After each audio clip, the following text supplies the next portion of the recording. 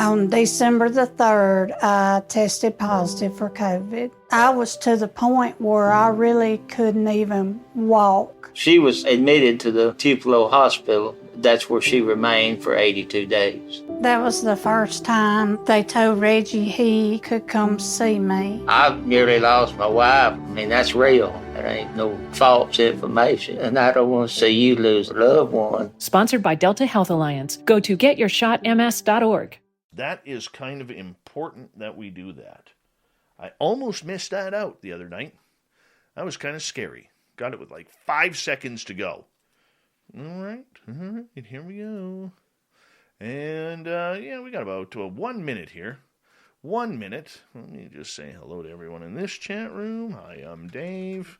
There we go. That's all done. And who else do we have here? Who's entered the chat room without me knowing? Gorgeous Jenny has returned. There she is. I don't think I missed anybody. No, not yet. All right.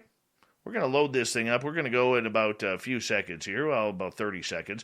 That's Andrew there. Our good friend Andrew right there. Gorgeous Tammy Finnegan. How are you? Thank you for joining us. You are live.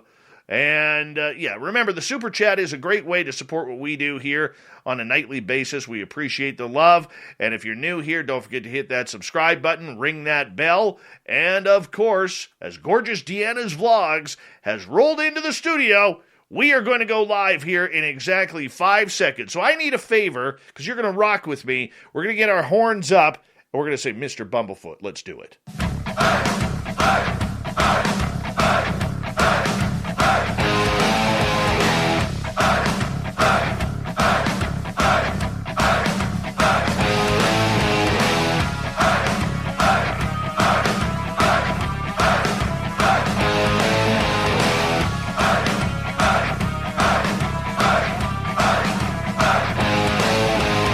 From the mountains of central British Columbia to you listening around the world, this, my friends, is Spaced Out Radio. I am your host, Dave Scott, sitting in the captain's chair of SOR headquarters.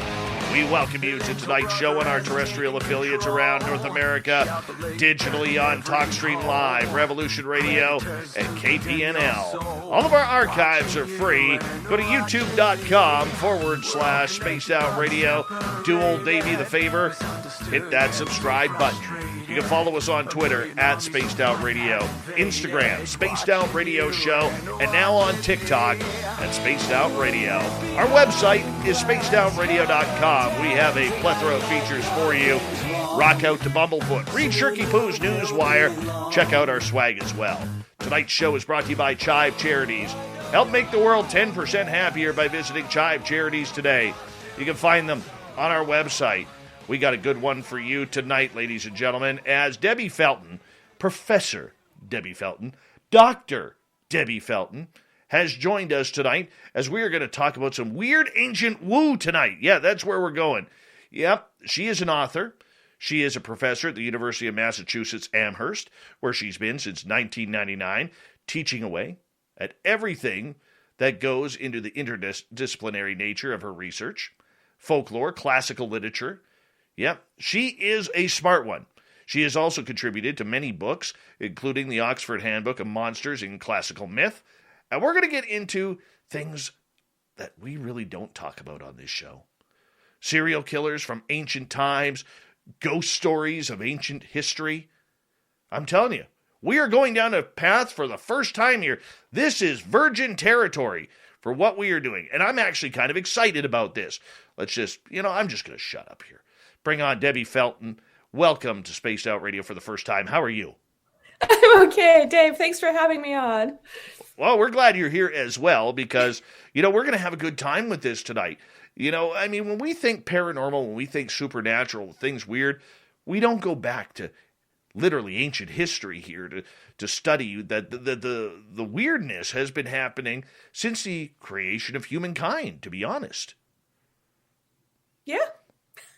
I agree. I'm just, given your intro, I feel like I need to go out and find the ancient, Bigfoot now. Please do. Please do. That would help me out a lot because maybe he would give you a tip of where I could go looking in the forest here. I need some Bigfoot time.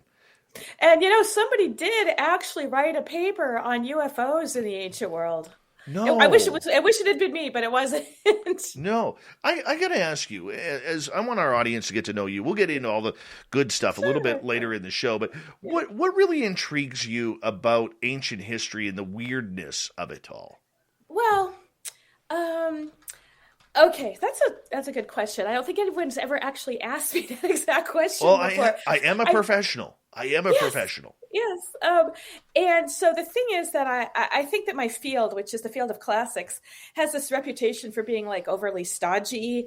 And you think, oh, Cicero and political speeches, or unfortunately these days, my field tends to be associated with white supremacy, which is completely wrong, but we won't get into that right now.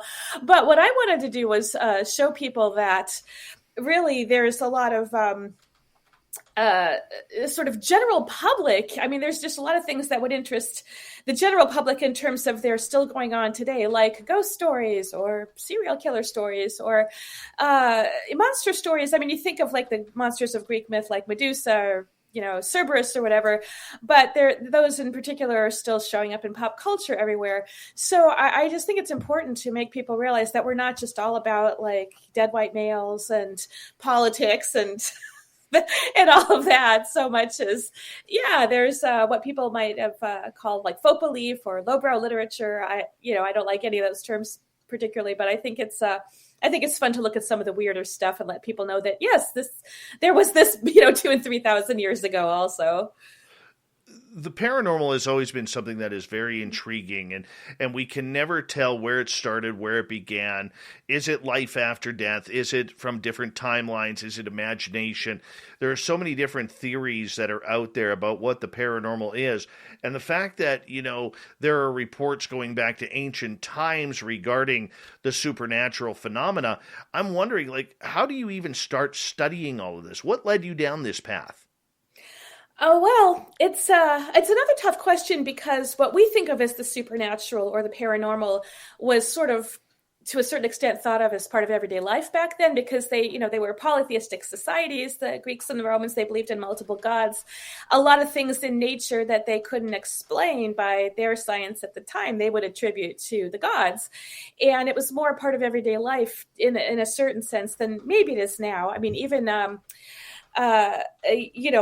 people. There are a lot of people with different beliefs now. Like believe in gods, different religions, and all of that.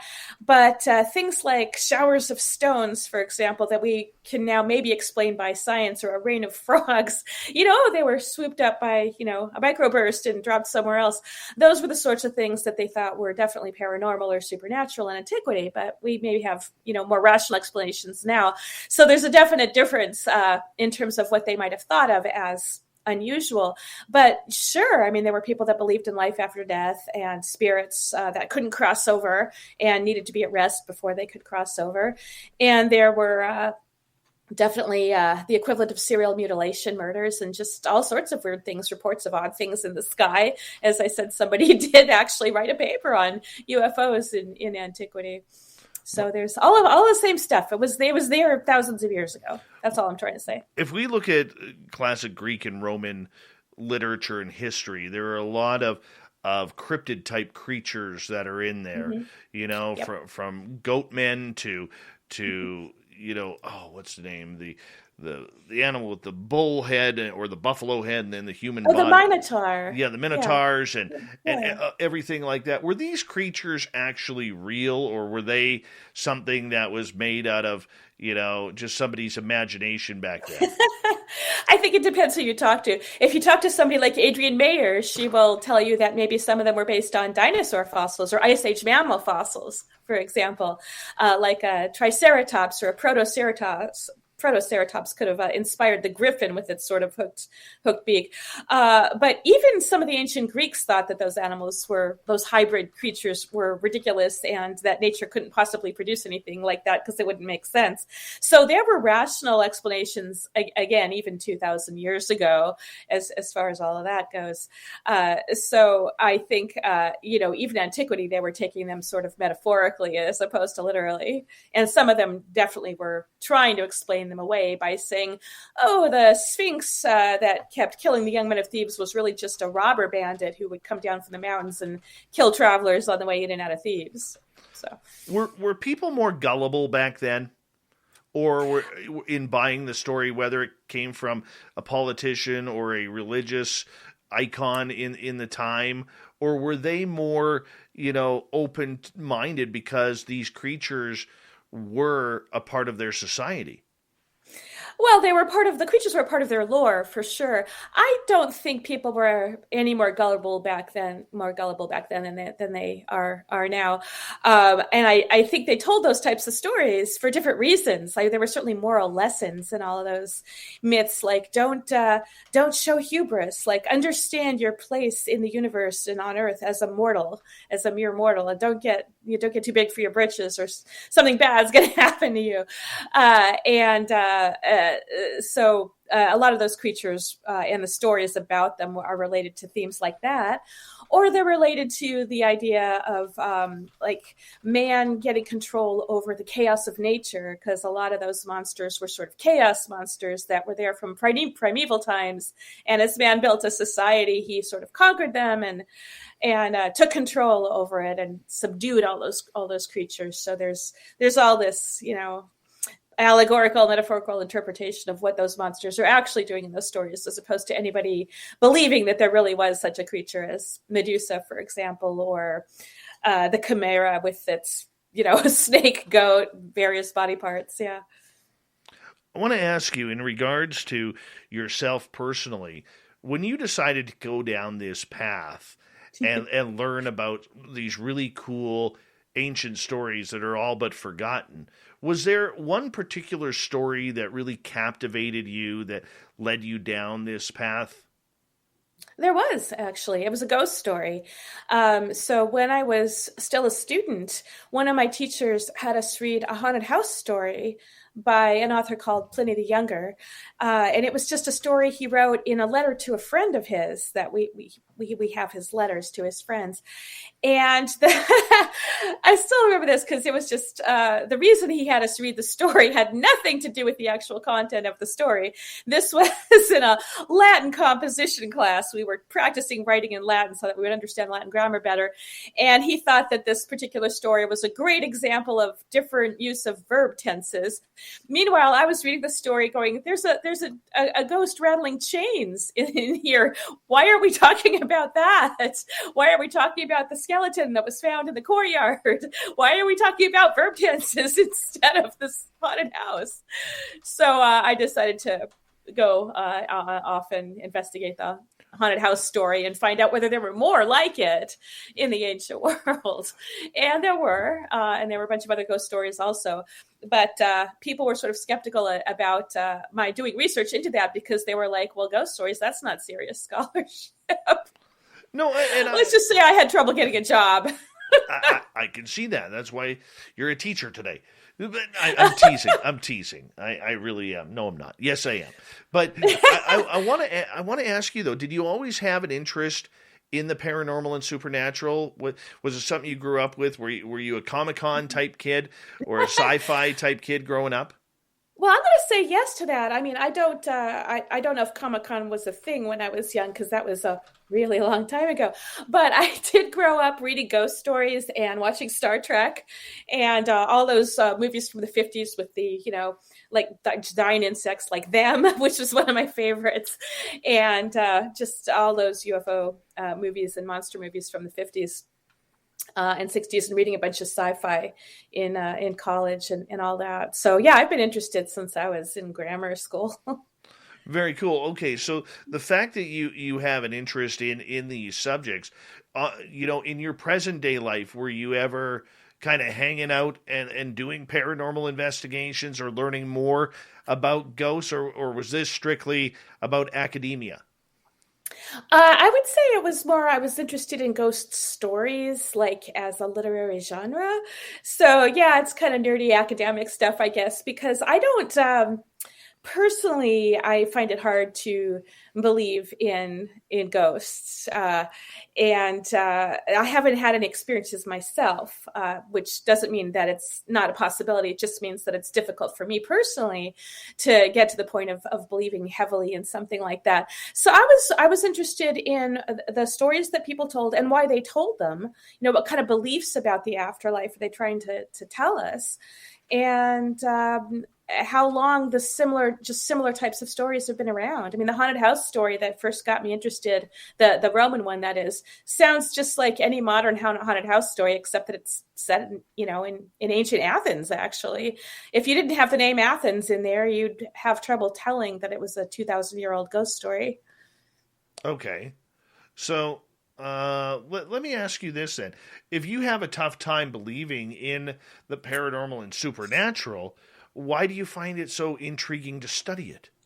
I don't know. I mean, that's I'm not even sure I have a good answer for that. I like the atmospheres that are created in the literary ghost stories, but I also like urban legends, right? And I mean, just if there's a house that's supposed to be haunted, I think that's kind of neat, even if I can't sense the ghost or see the ghost myself. I like local ghost stories all over the world, and in addition to the literary ghost stories. But there's just there's something about the atmosphere. What I don't like as much are in-your-face slasher movies, for example. So there's just something about the eerie and uncanny atmosphere of a lot of ghost stories, and the creepy settings, like, the deserted old mansion with too many rooms or that kind of thing, or the woman in white or whatever this is behind me, that's just a picture by a local artist. It's not specifically a woman in white or anything, but it's a ghost, in a stairway. So yeah, it's a little hard to tell. I've liked them since I was little, and it was my dad that got me interested in them. So there's probably like, oh, my dad liked them, I like them. So there's a family bond there too. Okay. I'm going to get you to meet up with our weekend host, Lynn Wallington, because she's in Salem. And, yeah. I was just there back in August. I am so going to get you two to meet up, because she'll take you to some paranormal woo. She will take you right down that street, because I think it's intriguing. Like, here you are studying all of this, and you're still unsure on an educational level whether or not the paranormal is real. So do you believe in life after death or any type of different realms? It's really tough for me to believe that. I mean, the idea of eternal non-existence is pretty terrifying, but yeah, I think I'm too much of a rationalist. I didn't grow up in a super religious household, so I didn't grow up, with the concepts of heaven or hell or eternal much of anything. So that may have something to do with why it's more difficult for me personally to feel strongly that there must be something. It'd be nice if there were something. Do you want there to be something? I don't know. Eternal anything is so tough a concept to grasp. I mean, you read all these stories about people who are offered eternal life and they don't accept it because it would be boring. It would take the meaning out of life. But if it's an afterlife, I don't know how you would deal with that same problem, really. So are you saying then that you're going to ruin the dream of this show right now and say that there are no immortals walking this planet? I'm not going to say that. I don't know for sure. You just asked me what I believed. I'm not saying that, I know, because I don't know. What about aliens?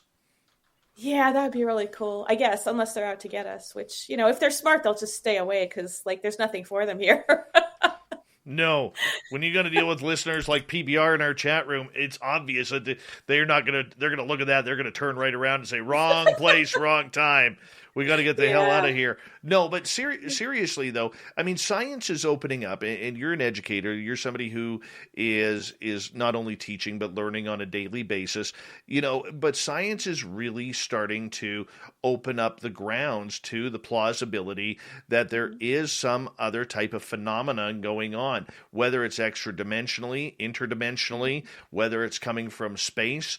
and where all of these different phenomena are happening. I mean, we look at the U.S. government right now that they are going heavily into opening up an office about investigating UFO reports, not only by the military, but the public as well.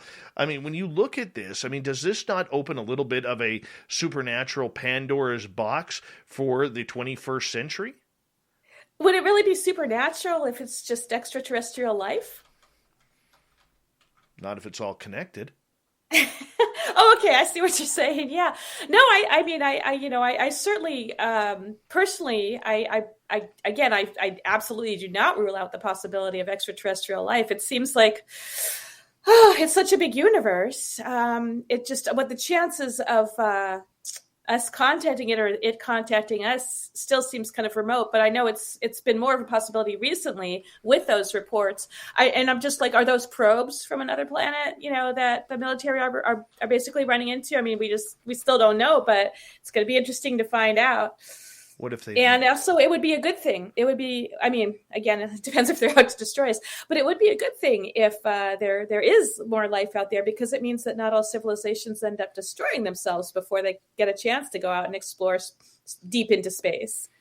But what if they're already here? Yeah, that's possible too. I'm not into the lizard people theory, but oh, come on! You look like you'd enjoy a cocktail with some reptilians. But, nothing wrong with the sort of Star Trek Prime Directive kind of approach. Yes, and that's why we need more Captain Kirks out there who will take one No, for the Picard, team anyway. I'm sorry, no. Don't start the Kirk versus Picard debate. I'm going to just admit something to you right now. I'm 48 years old, and I have never watched an episode of Star Trek. I'm that guy. Well, that's just disgraceful. Talking about all this woo, and I've never seen Star Trek or Doctor Who or even the X-Files, ever. Well, I'm older than you, and so I might have grown up with a little more of that. Like, I was actually a kid when Star Trek was on its first run, so the original generation. I would have never thought that. I would have never thought that. Well, I'm not saying I watched it the first time around, but I was definitely alive when it was first on. I think I watched it in reruns, but yeah. But do you believe, though, as we are progressing down this road, and we're going to get more into the history of everything with serial killers and of ancient times and strange mass deaths and plagues and everything that kind of goes along those lines, which I find kind of bizarre, but still. At Capella University, you're in control of your education. With the game-changing FlexPath format, you can set your own deadlines and move at your own pace. The faster you move, the more you save. Visit capella.edu to learn more. At Capella University, you're in control of your education. With the game-changing FlexPath format, you can set your own deadlines and move at your own pace. The faster you move, the more you save. Visit capella.edu to learn more. Cool, nonetheless. Do you think, though, that history repeats itself within civilizations? Repeats itself in what sense? Just in regards to, this is we're a violent society. We've the rise and fall of empires? Absolutely. That kind of thing? Yeah, I'm afraid so. I think history repeats itself. I don't think we learn enough from the past, yeah. Do we forget the past too quickly? I don't know if it's a question of forgetting so much as ignoring. But also, I'm not much of a historian, so I'm more of a literature person. No, I understand. I understand that, but I'm just curious in regards to the whole aspect and idea of people, because when it comes down to it, no matter whether it's history, literature, music, or whatever, it always still comes down to people. Mm-hmm. Yeah, and I think that people can be slow to learn, myself included, and to take lessons from the past, or to be overconfident about thinking we can do it better or we can solve that problem that no one else has solved. And so we run into problems and we don't learn our lessons. And I think there's a confirmation bias that a lot of us have, that we're so very unwilling to accept other people's points of view as being possibly right. Like, why can't there be two differing opinions and their opinions? So that's okay, as opposed to one of them has to be right and one of them has to be wrong. So yeah, I think we run into a lot of trouble because of that. Well, I mean, history shows that is a technique that we're really good at. We're really good at conflict. Especially lately. Yeah, no kidding. No kidding. By the way, you're Yeah. not even Canadian and you're wearing plaid tonight. I'm offended. I am. Well, I mean, I am in Massachusetts, so I'm only 4 hours away from Montreal. Plus, it's LL Bean country here, so I got my flannel. Yeah. I bet you could cut a tree like anything. Dead tree. Dead tree. Yeah, I don't think so. No, I mean, I wouldn't want to do that to a tree, They're our friends. We need them. Not the dead ones. The dead ones cause forest fires. That's true. Got to get rid of them. Yeah, we could use some wood for the winter. Now that I think about it, I do have an axe in my garage. I just haven't used it in a while. I got a wood splitter and a chainsaw. Yeah, see, that's what I don't have. I have the axe, but not the wood splitter. So yeah, you need one. They're very good. I do. Yeah, obviously, I'm using the axe for something else entirely. So exactly, Dr. Felton, we're going to get you to hold on right there because we are going to go to break here at the bottom of the hour. Dr. Debbie Felton of the University of Massachusetts Amherst. We're going to get into ancient serial killers and the stories behind them when we return on the mighty Spaced Out Radio. Let's have some fun tonight. Where legends rise, we find out tonight on SOR. Stay tuned.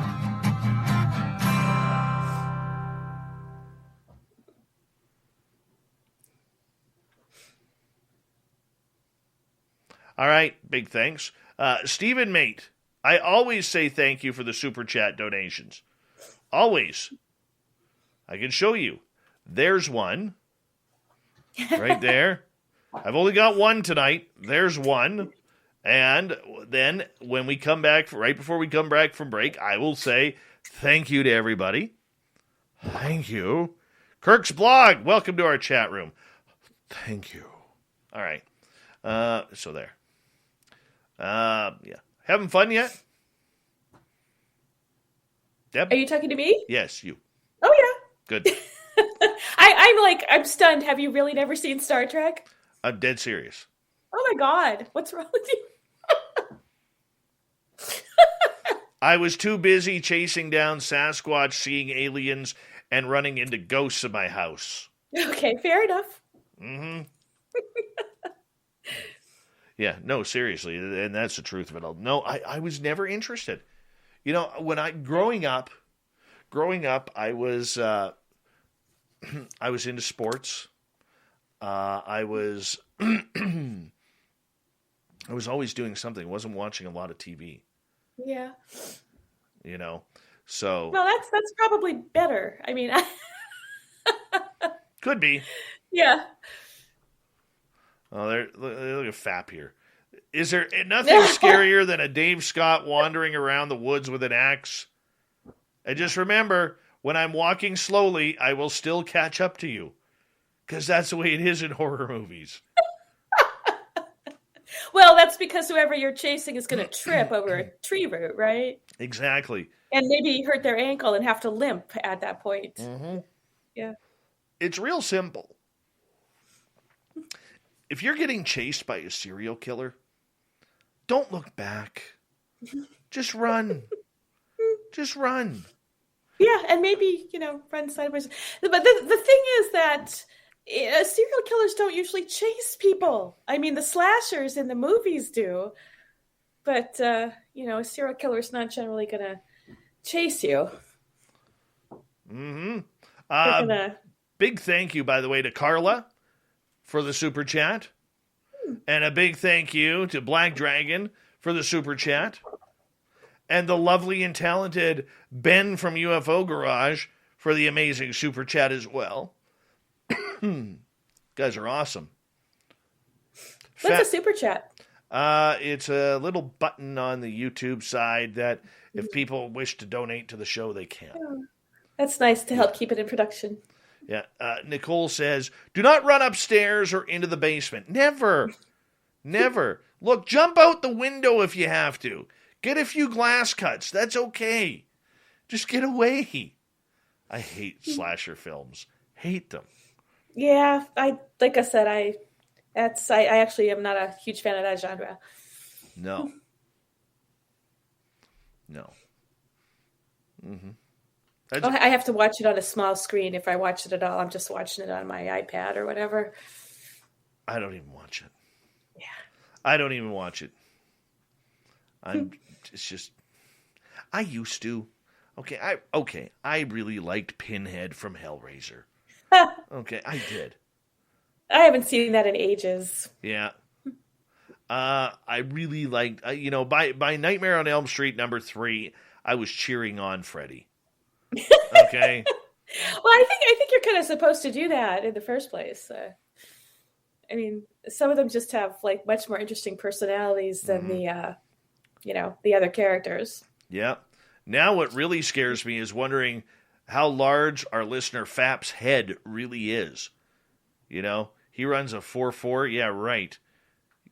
All you do is turn sideways with your head and jog, Fap. That's how you cross the finish line first. Yeah, I'm mean to my audience sometimes. Mm-hmm. All right, we have just under 1 minute here. Yeah, the cats are still running around chasing each other.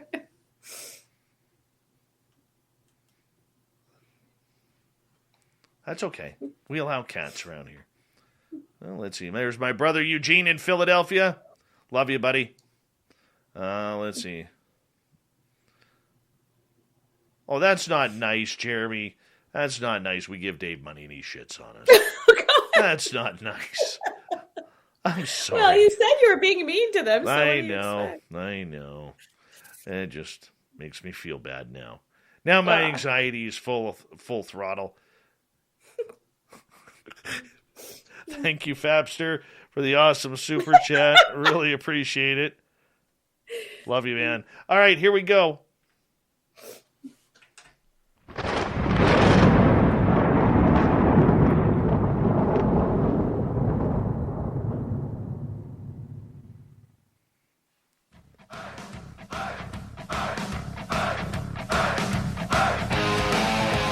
Second half hour of Spaced Out Radio is now underway. My name is Dave Scott. Thank you for joining us as we're broadcasting you from the snowy SOR headquarters in the mountains of British Columbia.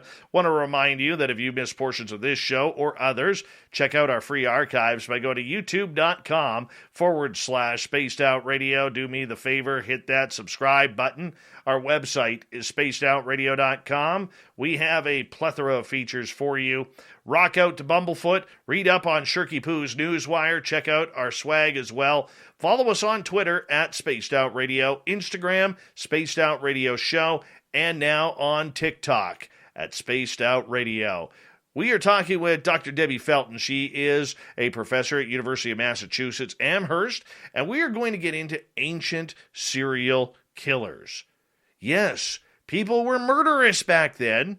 Sure, they may not have had machine guns. They may not have had anything else, but, nothing a little blade couldn't take care of. And, we're just going to get right into it tonight. Dr. Debbie Fulton, welcome to Spaced Out Radio again.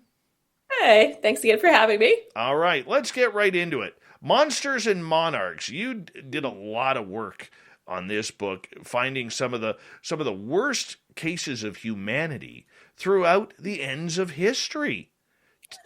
Tell us about what made you write this. Well, okay. I mean, I was, I guess I have to go back a little bit to when I was growing up in Los Angeles in the 60s and 70s, and the news was just full of serial killers at that point. It seems to have been like the heyday of serial killers, because we had, the Manson family, which was more of a spree killing almost, but still well planned. But there was also there were the Hillside Stranglers. There was the Zodiac Killer in Northern California. There was Ted Bundy. They were just all over the place. So I just feel like my childhood was sort of like, steeped in all of these kind of icky stories. And so I guess I was familiar enough with stories about serial killers that So one day I was just reading a story from ancient Greece, and I was like, well, this kind of sounds like a serial killer. And nobody had ever really talked about serial killers as an ancient thing. Most of what I was reading about modern serial killers said that, oh, it's a phenomenon of modern society and how decadent we all are, and how, people aren't, like mental health is an issue and people aren't taken care of. And just too much freedom and capitalism and all that.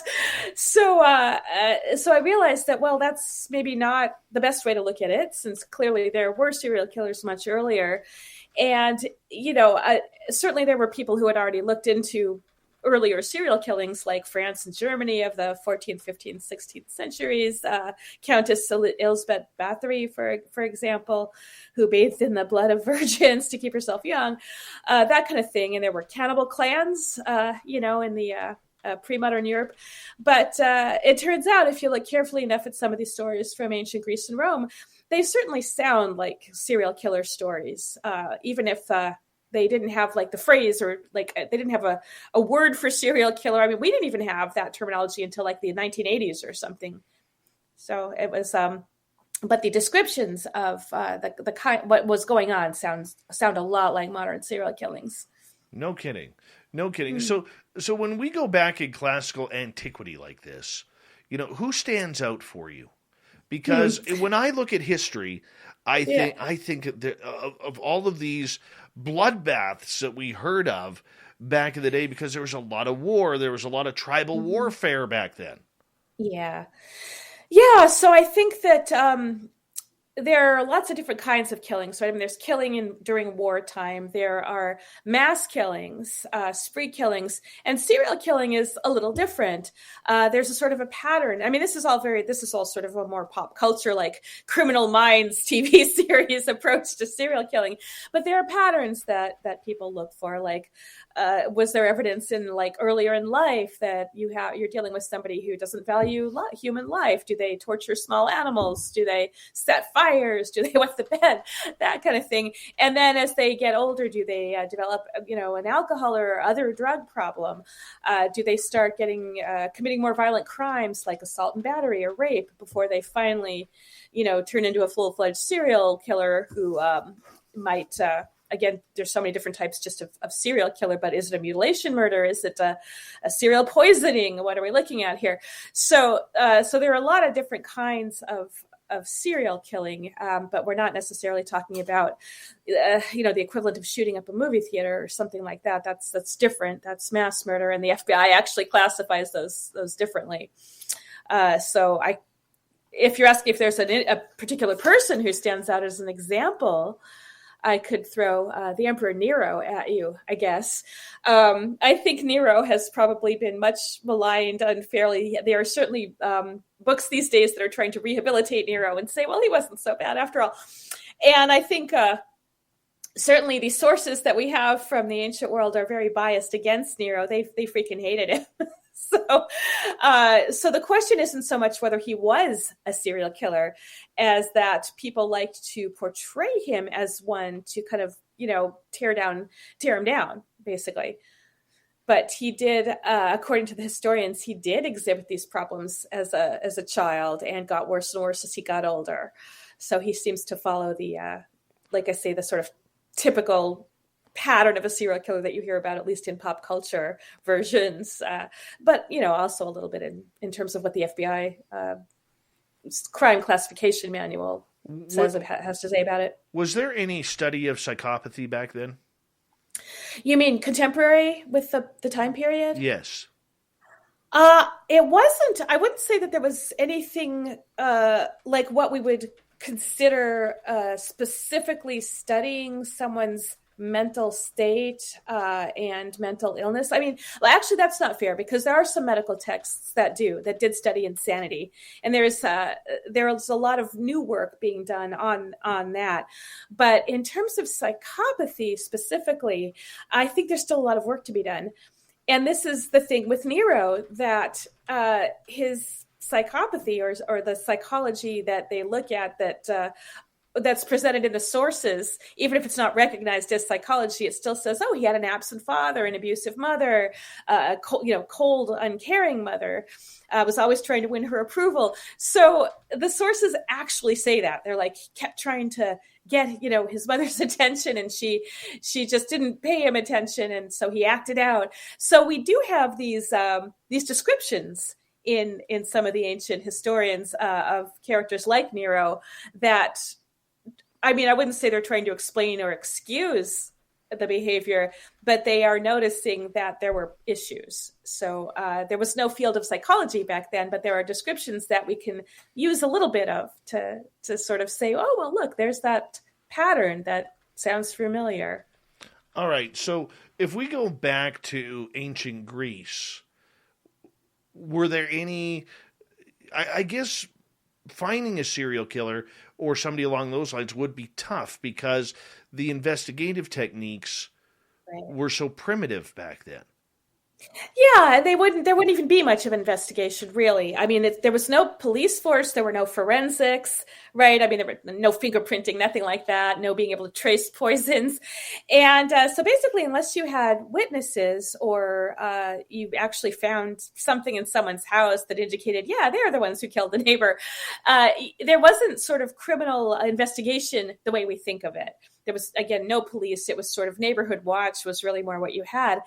And so there's another example from a little later than Nero where someone has basically been caught and put on trial for being a highway murderer. And that was actually an issue in the Roman Empire, were just highway bandits. The Roman Empire was so vast that there would be these bands of bandits, who would rob travelers, sometimes kill them.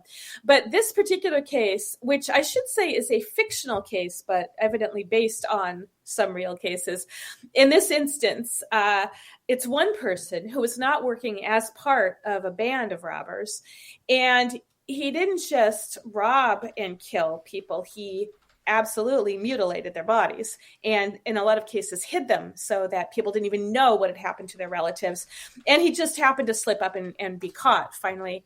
And the prosecution speech in this sample case says things like, nobody would have thought that he was capable of such crimes. He was so mild-mannered and polite, in public, sort of like but my neighbor was so nice. I didn't think he had like 15 bodies buried in his basement. So the stereotype of the, nice neighbor was there, 2,000 years ago also. And the description continues with, well, you know what? You know how he ended up like this? He got away with a bunch of crimes when he was younger, but realize now that he was the one who committed all those robberies and he committed rape and he, stole things. And because he got away with all that, he has turned into the murderer that we now know him to be. So, again, this sort of pattern, a little bit of the psychological background without actually calling it a psychological background as far as the ancient sources go.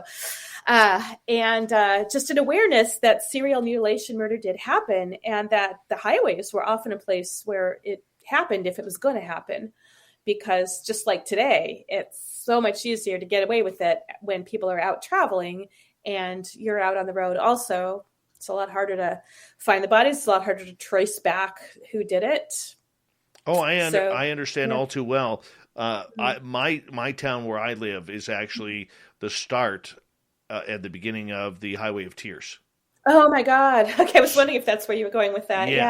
Yeah. So that's the Canadian one where there were so many people vanished, and it looks like more than one person was responsible for, there were so many people that vanished and they seem to have pinned it on one person, but then there's other ones that they think someone else might have done, if I'm remembering that one right. Yeah, they believe it's multiple people, but the weird part about it is it's still going on.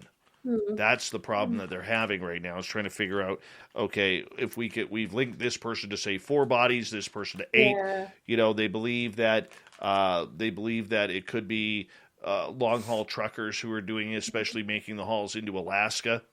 Yeah. No, that's the problem with the roads, down. Sorry, cat. That's okay. Cats are allowed. with the highway murders in the U.S. Also, so many of the killers are named after the roads where the bodies are found, like the I-94 killer or whatever, or the Green River killer, because the bodies were found all along the road by the Green River. And the FBI started the really poorly named serial killers highway initiative. It's sort of like, are you trying to encourage them to go out and kill on the highways? Is that what you mean with a name like that? But the point is that the FBI realized that a lot more had to be done to pay attention to what was going on the highway. On December the 3rd, I tested positive for COVID. I was to the point where I really couldn't even walk. She was admitted to the Tupelo Hospital. That's where she remained for 82 days. That was the first time they told Reggie he could come see me. I nearly lost my wife. I mean, that's real. There ain't no false information. And I don't want to see you lose a loved one. Sponsored by Delta Health Alliance. Go to getyourshotms.org. At Capella University, education is as smart as the world around us. With the FlexPath format, you can take classes at your own pace, set your own deadlines, and even leverage your previous experience to move faster. Now that's smart. Learn more at capella.edu. Highways in terms of that being a ground for serial killers. Very true, very true. Professor Debbie Fulton is here tonight on Spaced Out Radio, Ancient Serial Killers. I've been looking up some, leading up to this show. I was looking up some. And, in Greek mythology, there was a gentleman named Procrustes who was claimed to be a serial killer, a rogue smith and bandit. Superficial charm to charm the ladies and the men. Nobody ever suspected him of doing anything woeful and mad, but here he was, one of the most prolific serial killers of the time. What do we know about him? Not a lot. I think you've actually said more than our ancient sources actually have to tell us. So he's certainly he's a character from myth. But again, part of the issue seems to be that some of these characters in myth are based on actual people or actual crimes. We're never going to be able to prove it. But Procrustes is an especially good example because he's another one of these sort of roadway bandits, but he doesn't roam the way that some of them do, like on horseback or whatnot.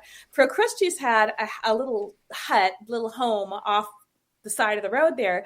And what he would do is he would look for vulnerable travelers who were tired. It was miles, to the next city.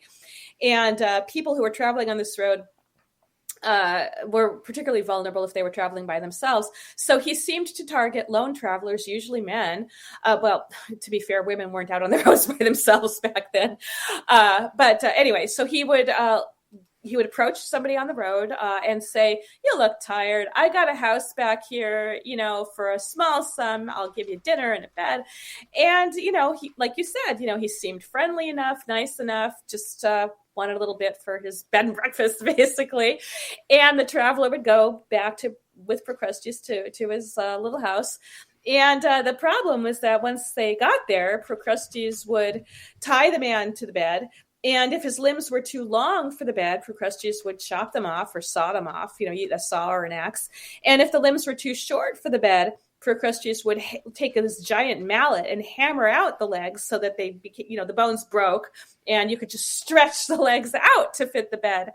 So he either had two different beds or one bed and made everybody fit. There are multiple versions of the story. So this is the neat thing about Greek myths is there are variant versions of some of the smaller stories. So, but anyway, Procrustes is interesting because of his methods. He's a specific modus operandi, and he had a specific ritual with the bed and the limbs there. And he had what we could consider a murder kit, which is clearly he had a set of tools that he used regularly for this sort of thing. Just like Ted Bundy had a murder kit in his car when they caught him in his little VW Bug finally roaming around. So, murder kit is, again, a sort of pop culture way of putting it. But, I'm going to go with Dexter as another example. He's a fictional one, of course, but since his show has just been revived, Dexter New Blood, Dexter, had his whole trunk full of killing implements, including the tarp that he would put out and his little surgical instruments there and all that. So, Procrustes is interesting because we can point to the murder kit, among other things. Definitely, definitely. Now, if we go over to Roman times, we're looking at Locusta. Yeah. I mean, let's just have a little bit of poison. I'll throw it in your Yeah. tea. Right. Don't worry about it. I got you covered. Literally. Yeah. So Locusta is interesting because she's from Gaul, which was not Roman. I mean, she wasn't Roman. It was a province they had taken over. But Locusta, it was called Locusta of Gaul, meaning that she was sort of a foreigner, like she wasn't a Roman, per se. So, but she was renowned as a poisoner, and she's contemporary with Nero, actually, who hired her to poison some people for him. And so the question with Locusta, because she does show up in encyclopedias of serial killers.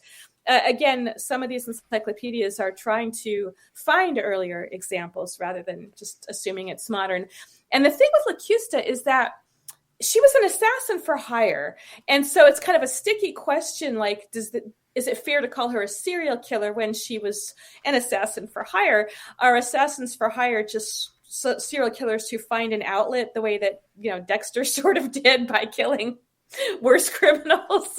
Up for debate there.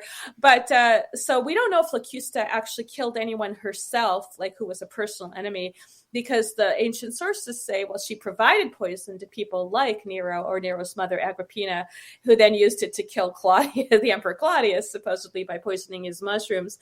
But yeah, she's a fascinating figure because she was so infamous, even in her own time, as a poisoner. And the problem was that once Nero died, his successor was not so enamored of Locusta and had her executed for her crimes of poisoning people or providing poison to people. Were there a lot of female serial killers back in that time? It's a little hard to tell. There were several what we would probably call mass poisonings that were where women were accused, like women or groups of women were accused of poisoning. And so with some of those, it's like, well, is it a mass murder or a serial poisoning? But it's still interesting to see that, hey, several hundred people were poisoned and this group of women is being accused for various reasons. But there were individuals. There were individual women who were accused of poisoning. There were men who were accused of poisoning. And it was usually for political, jockeying for political power or possibly for an inheritance. So there are several examples here and there. Poison was especially popular, I guess, because it was relatively easily attainable and pretty much untraceable, other than the effects that it had on a person. But you couldn't necessarily prove who administered it and when, that kind of thing. That's just, it's grotesque in a way. It really is, because back then life wasn't. We always get the impression, looking back on history, that life wasn't as meaningful as it is today. It was about getting to that next level of the gods and hanging out with them. Well, yeah, I think there were just as many different beliefs back then about the afterlife as there are now. So not everybody necessarily believed in an afterlife back then. Some people did, there were a lot of debates about the nature of the soul in relation to the body. Does the soul survive the body and go off on its own? Is there reincarnation? Certainly there were some people who believed in reincarnation of the soul, or that the soul could attain higher levels, or that it would have an afterlife in Hades somewhere, because Hades was a place of punishment for sins, but also of rewards for leading a good life. So there were just so many different beliefs. So it's a little hard to tell who believed what. Some of them say specifically what they believe, but others don't actually go into it necessarily. Very understandable. Yeah. And so in terms of valuing life, the appeal of some of the mystery cults in the Roman Empire, like the cult of Isis, for example, or the cult of Mithras, or Christianity, part of the appeal there was that you could have a better life after this one. So people who were dissatisfied with this life found mystery cults very appealing for that reason, because they did promise a life after death for the soul, some kind of existence after this. But in general, people seem to have shared a lot of the same feelings that we do now. And this is one of the reasons why people still read something like the Odyssey, because people can actually relate to a lot of what's going on a personal level there. Odysseus is a very realistic hero in some ways. I mean, he meets a lot of monsters, but he doesn't have any superpowers, like Achilles or Heracles. Odysseus is a very mortal sort of hero in a lot of ways, and he's terrified in a lot of situations, and he makes a huge number of mistakes and gets people killed. And he has to learn gradually how to be better, be a better leader, and be a more cautious person, and all sorts of just personal growth throughout the Odyssey. And so, that the Odyssey still resonates with us because we can relate to a lot of what's going on there. So it isn't that they necessarily all felt that life was hard and difficult and didn't have as much meaning, so much as that they valued the lives of their fellow citizens more than they valued the lives of foreigners or slaves, enslaved peoples, for example. So I guess that's one way to put it. Yeah. And they did have homicide laws. They developed different kinds of homicide laws over time, but they never recognized what we would call serial murder as a separate thing. Interesting, because when you go through history, you look at people like Vlad the Impaler, who was absolutely beloved by his people, even though he terrorized them. But I mean, there was somebody who would mock the other countries that were trying to invade, or other armies that were trying to invade. Genghis Khan did along the exact same lines as well. I mean, there's a lot of bloodshed that has gone on in regards to this, but we're going to have to wait on that because we got to go to break at the top of the hour. Sure. Hard to believe we're already an hour into this show. This show is cruising right along tonight. Dr. Debbie Felton from the University of Massachusetts at Amherst, and we are talking serial killers of ancient times. What were they thinking? Why was there so much bloodshed? Did they even care who they were actually murdering at that time? Slaves, innocent people, women, men. Did it really matter? Yes, we are a violent society going back a few years, right through to today. No wonder we always have troubles. Gives me shivers just thinking about it. It's depressing. It is. Dr. Debbie Felton on Spaced Out Radio. We continue with Hour 2 next.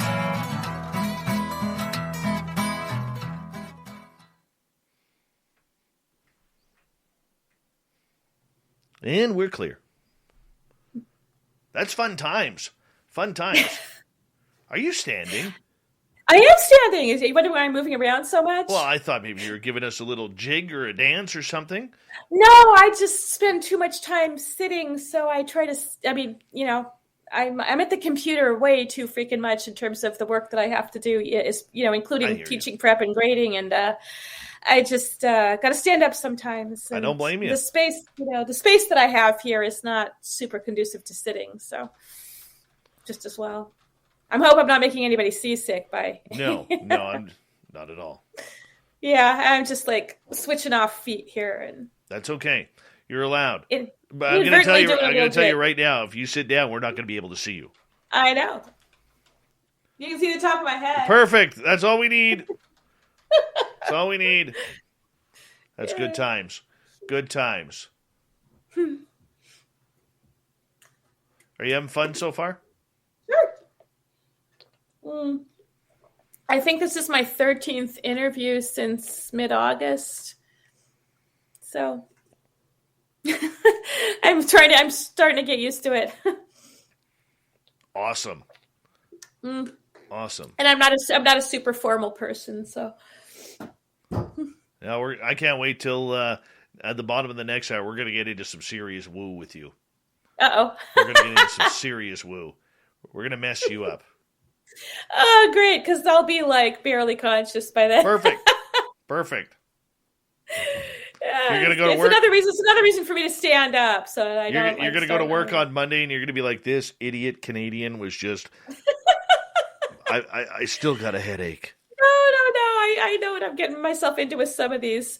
There's been some, Paranormal Karen had me on, and what was it? California Haunts. I don't know any of them.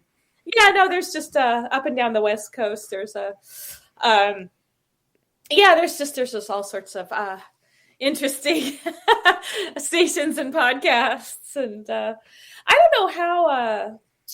I think was it Klaus? Kurt Klaus? Klaus. Yeah, Klaus. Okay. He, I guess, had come across Locusta of Gaul and did some research and stumbled across my book that way.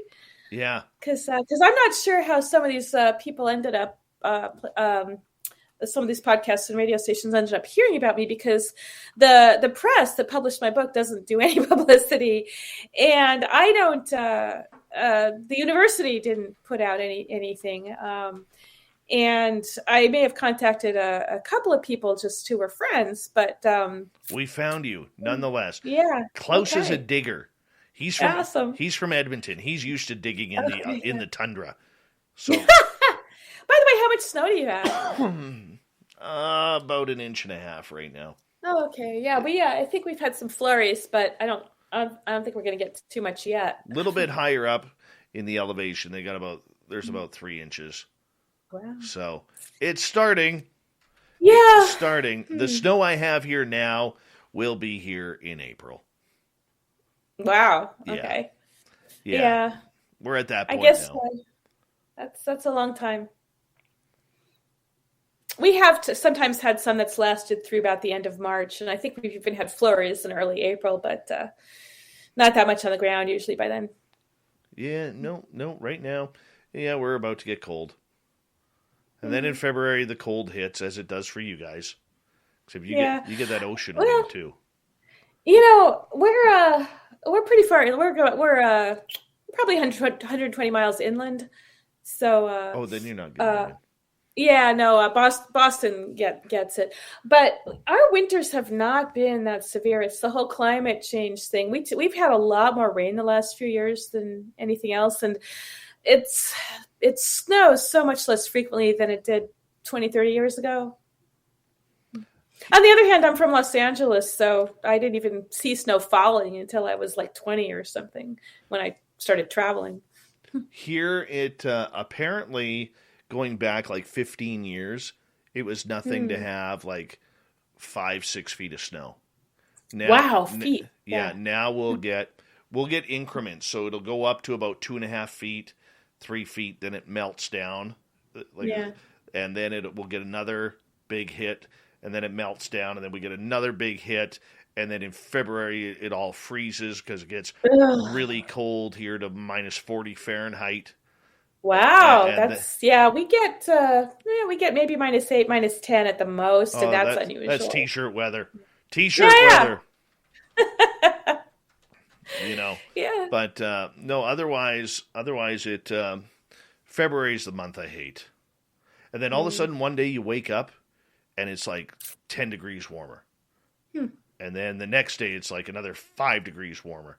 And you're like, it's still like -10 out, but you're running outside with like no jacket on because your body's acclimated to like -25, -30 Celsius. Oh man, imagine being acclimated to that. Oh yeah. I was actually I was in the Arctic Circle a couple of years ago, and what was really disturbing was that it was about 10 degrees warmer there than it was back here at the time. I was there in freaking January, in the Arctic Circle, and it was about 10 degrees Fahrenheit, but Pole shift. Yeah. Okay, hold on right there. Yeah. I want to say a big thank you to Fabster, Black Dragon, Carla, and Ben for the amazing super chats. We really do appreciate the love and support through the super chat on this show. Thank you to all our new subscribers tuning us in for the first time. Don't forget to hit subscribe and ring the bell so you know we're on 7 days a week. Here we go with hour 2 right now.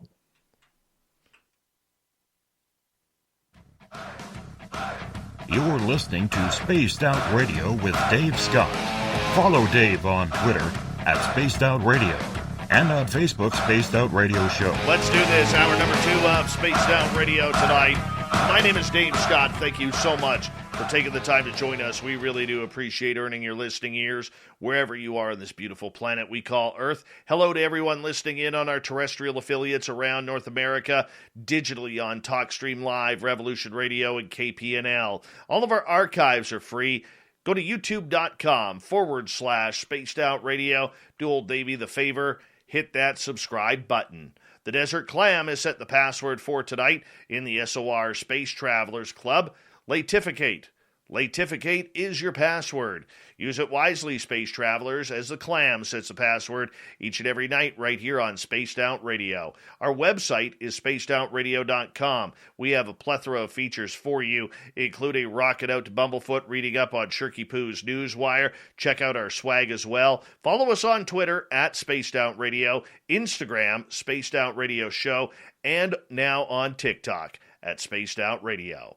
We continue on tonight talking about some of the worst serial killers in ancient history. Professor Debbie Felton, Dr. Debbie Felton from the University of Massachusetts Amherst joins us tonight. Thank you so much for taking the time. Thanks again for having me. And I don't stress the doctor or the professor. I know. It's fine. It took me 7 years to earn a PhD, but whatever. Look, it just sounds good. More pro on our end. So I hope you don't mind. No, I'm just messing with you. That's all right. The most I'll ever be is Dave. That's it. That's it. Not Dr. Dave, not Professor Dave. Dave. Just simple. Yeah. So anyways, moving on. Right before the break, we mentioned Vlad the Impaler. We mentioned Genghis Khan. And there have been a what's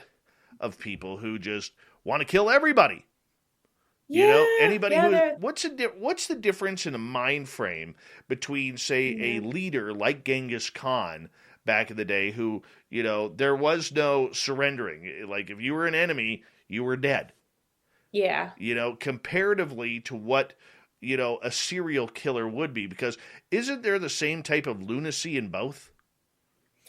Oh, I here's where I have to say that I don't have a background in psychology or criminology, but still, there's definitely something a little different going on there.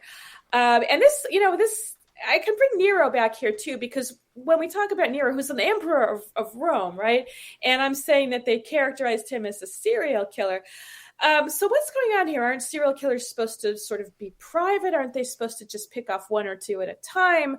What is with these mass killings and conquest and paranoia about other people, being a threat to your power and having to get rid of any possible, usurpers or enemies?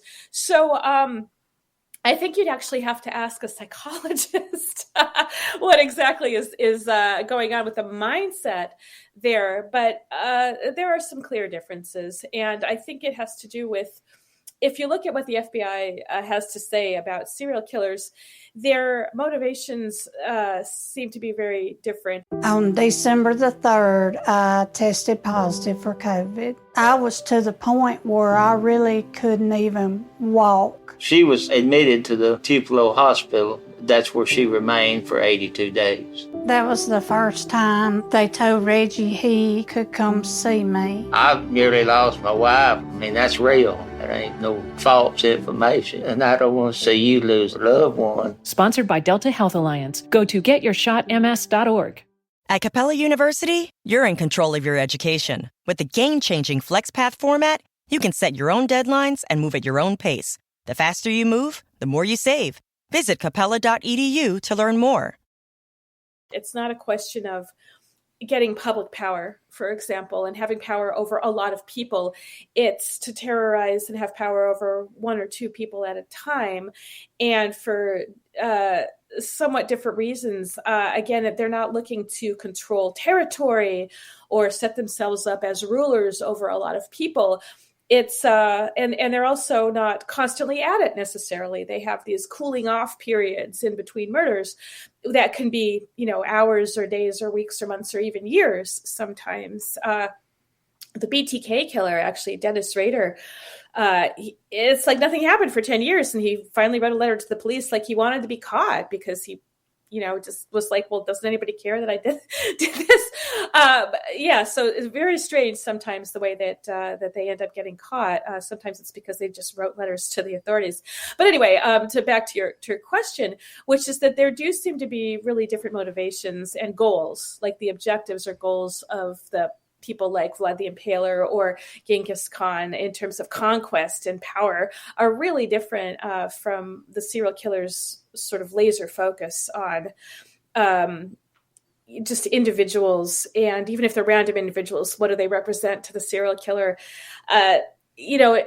Some serial killers do kill for profit. Others just are compelled to kill, or they have a sudden need, or well, not a sudden, but they have a need to feel dominance. But once that need is fulfilled, they don't feel it again for a while, so they can wait.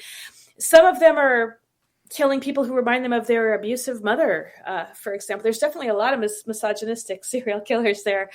And they tend to have certain victim types too. So for example, somebody might go after women who remind him of his mother, or Jack the Ripper went after prostitutes, and we still don't know why. There's a big famous unsolved serial killer case for you, just like Zodiac.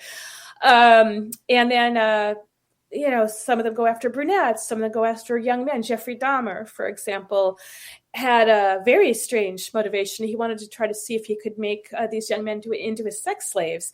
So he would lure them back to his house, and he would experiment on them. He'd drill into their brains to see if he could just sort of lobotomize them somehow. And so there are all sorts of quirky, shall we say, reasons why some of the serial killers did what they did and do what they do, as compared to massive conquest and the desire for power, very visible power, and public power. For your writing then of monsters and monarchs, serial killers, and classical myth and history, I know you're not a psychologist, but did you really have to study up on the serial killers of this century in the past in order to try and figure out the attitudes of those in mythology?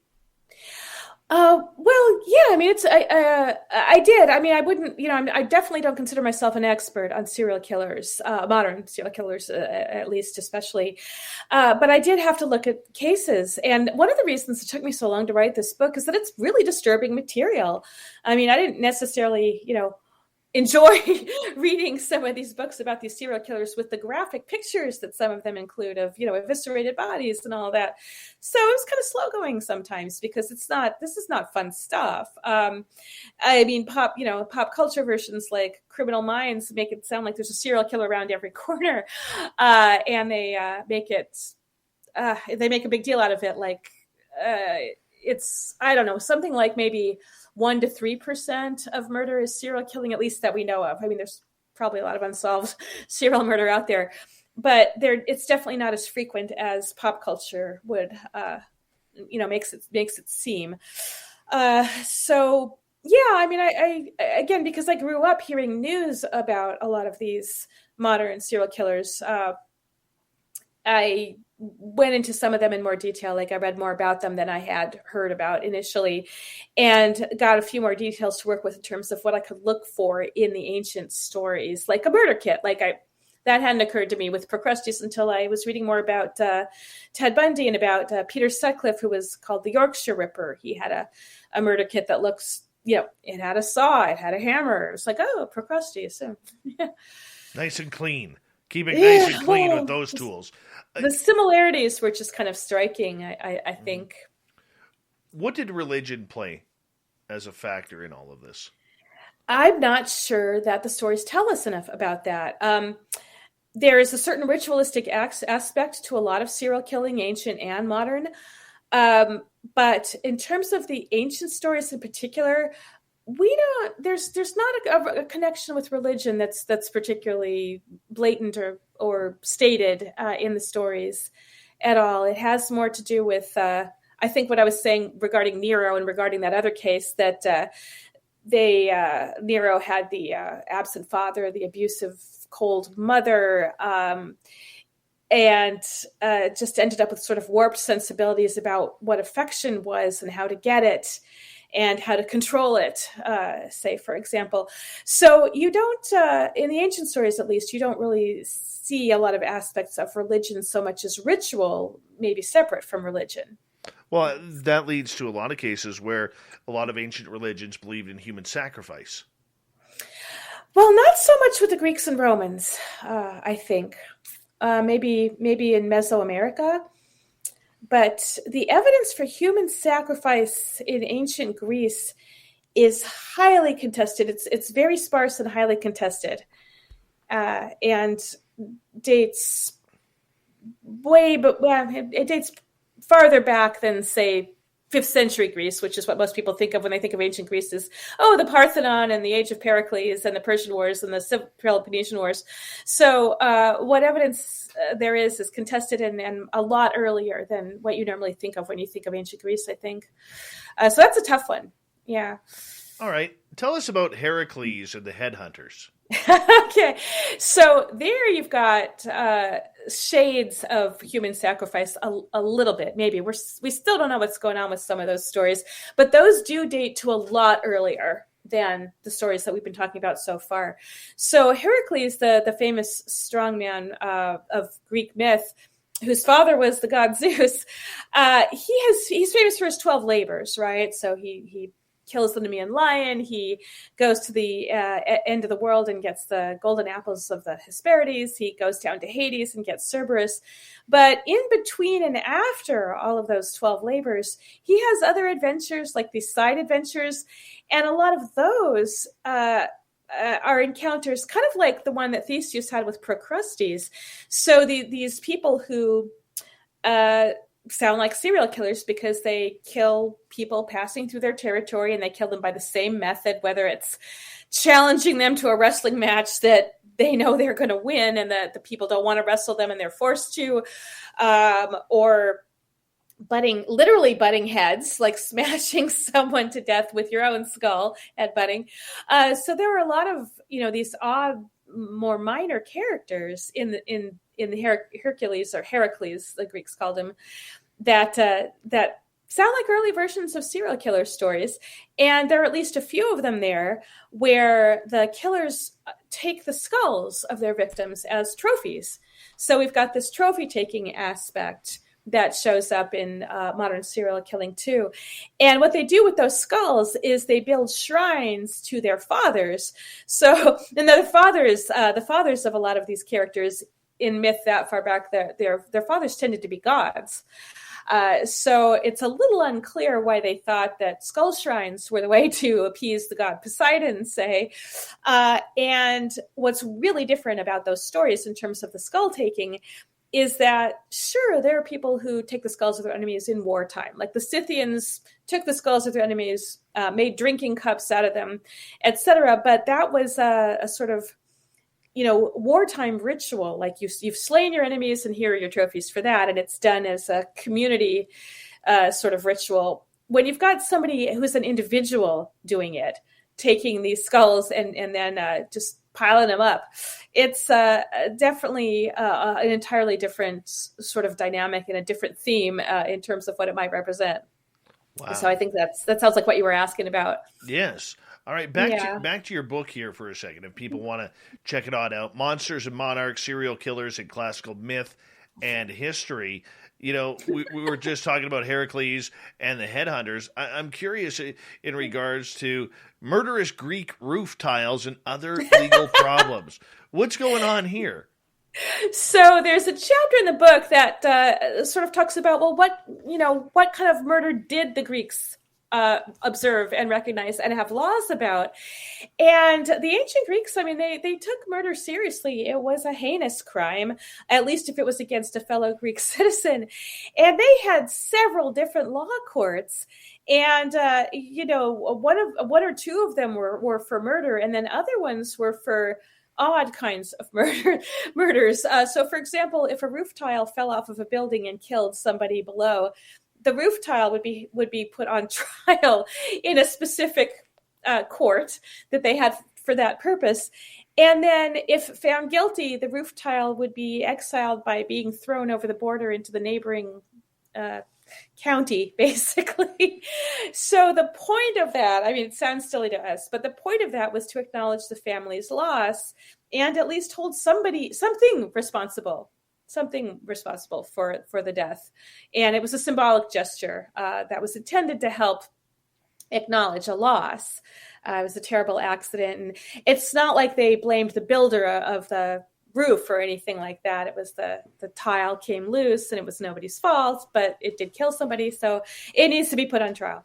Not that this happened often, but evidently it happened often enough that they did have a separate court for it. So. I don't know where to go with that. I'm with you there. I'm like, interesting concept. But they did take murder very seriously. And it was actually the ancient Athenians, as far as we know, who came up with what we now think of as like different degrees of murder. I mean, they didn't call it that, but they basically said, here's intentional pre-planned murder, and that's a particularly bad kind. Oh, but you killed somebody as a crime of passion. That's slightly less bad because you just lost your temper. And, oh, you didn't mean to kill them at all. It was friendly fire, like you were in battle and you accidentally put your spear through your fellow soldier instead of the enemy. So they actually recognized a lot of different kinds of murder back in ancient Athens, like basically 6th, 5th century Athens. They were already differentiating with intent. It was the intent that was important to them. And that was a pretty significant development as far as the history of law goes, to differentiate intent, especially for when homicide, like literally the killing of a person. And so they'd break homicide down into these different intents, which we now call like first degree murder, manslaughter, etc. Was that not also the beginning of lawyers and prosecutors as well? That's an interesting question, because they didn't really have lawyers and prosecutors the way that we think of them. What you would have is speechwriters who would write speeches and sometimes maybe deliver them to prosecute someone or to defend somebody. So you might have a politician like Cicero in the law court. This is Rome now, not Greece. But he would give defense speeches or prosecution speeches, and it was often done on behalf of the families of the plaintiffs or the defendants.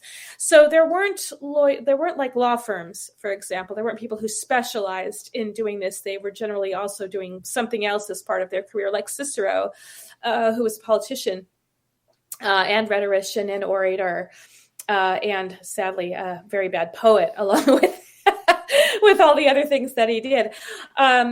So it was a little different in that respect. And like I said, they didn't have police forces per se. They did have jails. They had guards at the jails, that kind of thing. But they didn't have everything in place that we would think of in terms of police, lawyers.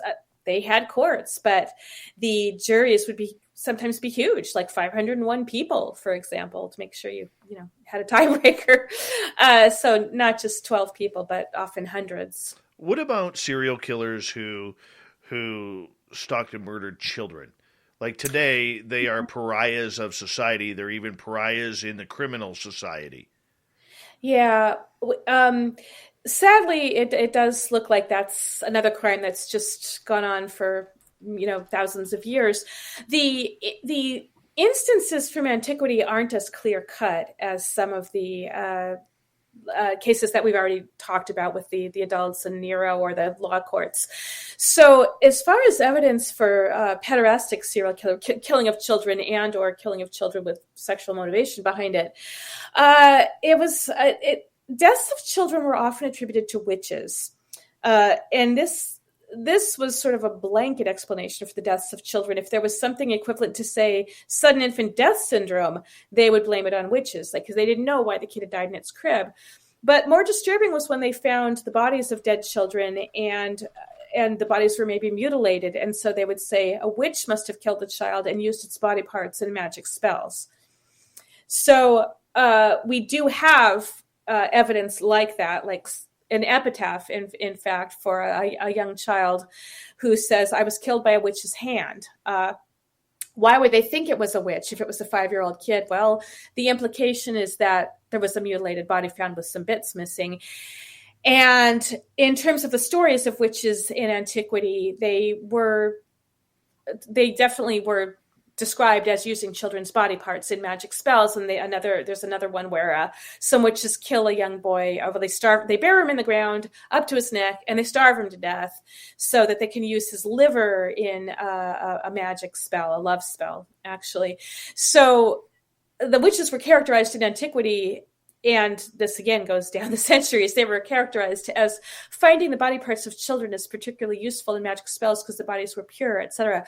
So the question is, were there actual practicing witches who did stuff like that? Whether their magic was efficacious or not is not the issue. It's did they think themselves to be witches and try things like this?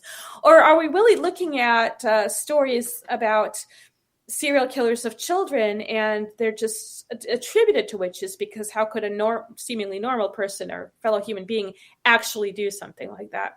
So those stories are hard to interpret because we don't have anything specific saying here was a man who killed a bunch of children. We have, the mutilated bodies of children were found and it must have been witches, but was it really? Was there a lot of kidnapping of children back then too? A lot. I don't know. I mean, you definitely had cases where children of rich folk could be held for ransom, and then they'd be ransomed, and they'd pay the money. So in terms of so something like the Lindbergh baby, where kidnapped supposedly for ransom but found dead anyway. I don't know of a lot of cases or any specifically like that, but that doesn't mean there aren't any. It just means I didn't find everything. There's a huge body of ancient literature, and I think there absolutely are more stories out there than I found. So there's definitely somebody else could go and do more work on it. I could do more work on it, but there's not as much, I think, in that area as there have been, say the last couple of centuries. All right, we've got 90 seconds to go before we got to go to break. At the bottom of the hour, Dr. Debbie Felton is here talking ancient serial killers. And in regards to children, because this is always such a brutal topic, even going back then, I just can't believe that, a lot of these were blamed on witches for the sake of ritual sacrifice. I mean, that just grosses me out thinking about that. Well, it's still done in some countries and societies around the world. Children are still killed for body parts. So I collect newspaper articles, and there have been cases in the last 5 years from various parts of the world where, yes, a young girl was found with missing some organs because they were thought to be used in a charm to help somebody gain riches, for example. Oh my goodness! So it still happens. It still happens. Unbelievable mm-hmm. that type of grotesque thought is still being practiced today. It is. Yeah, they do get prosecuted though when they're caught. So it's not like they get away with it, but still. There's an entire child trafficking business out there mm-hmm. on the dark web that is just disgusting, and I don't even know what to say about that, because as a parent, I go from 0 to 500 in like less than a second on that. But we're going to change topics when we come back on Spaced Out Radio with Dr. Debbie Felton. Ancient ghost stories. We're getting into that next. She has a great book about it called Haunted Greece and Rome, Ghost Stories from Classical Antiquity. Oh yeah, this is a great night on Spaced Out Radio.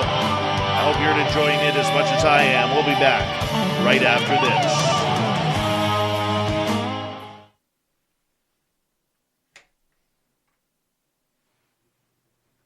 All right. Very cool. I'm just going to quickly step away and go to the bathroom. I'll be right back, okay?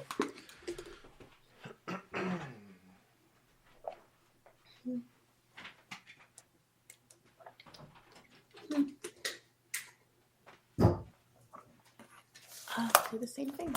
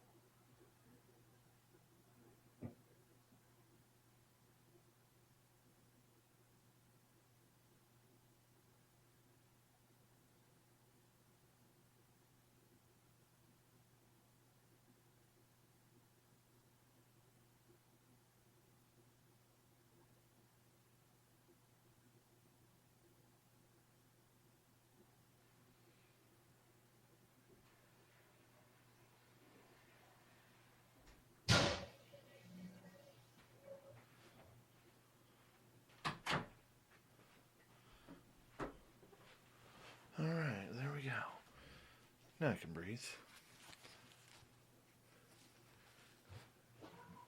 I think she's chasing her cats around.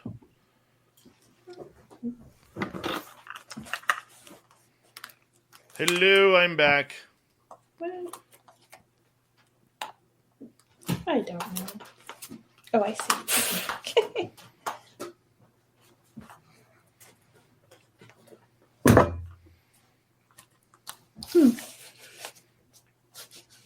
Apparently, I had these on the wrong way. On December the 3rd, I tested positive for COVID. I was to the point where I really couldn't even walk. She was admitted to the Tupelo Hospital. That's where she remained for 82 days. That was the first time they told Reggie he could come see me. I nearly lost my wife. I mean, that's real. There ain't no false information. And I don't want to see you lose a loved one. Sponsored by Delta Health Alliance. Go to getyourshotms.org.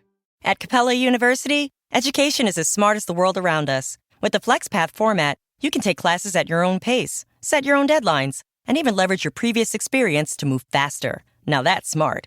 Learn more at capella.edu. Oh, there you go. Apparently, one of them says right and one of them says left. Why? What difference does it make? Yeah, I don't know. I don't know.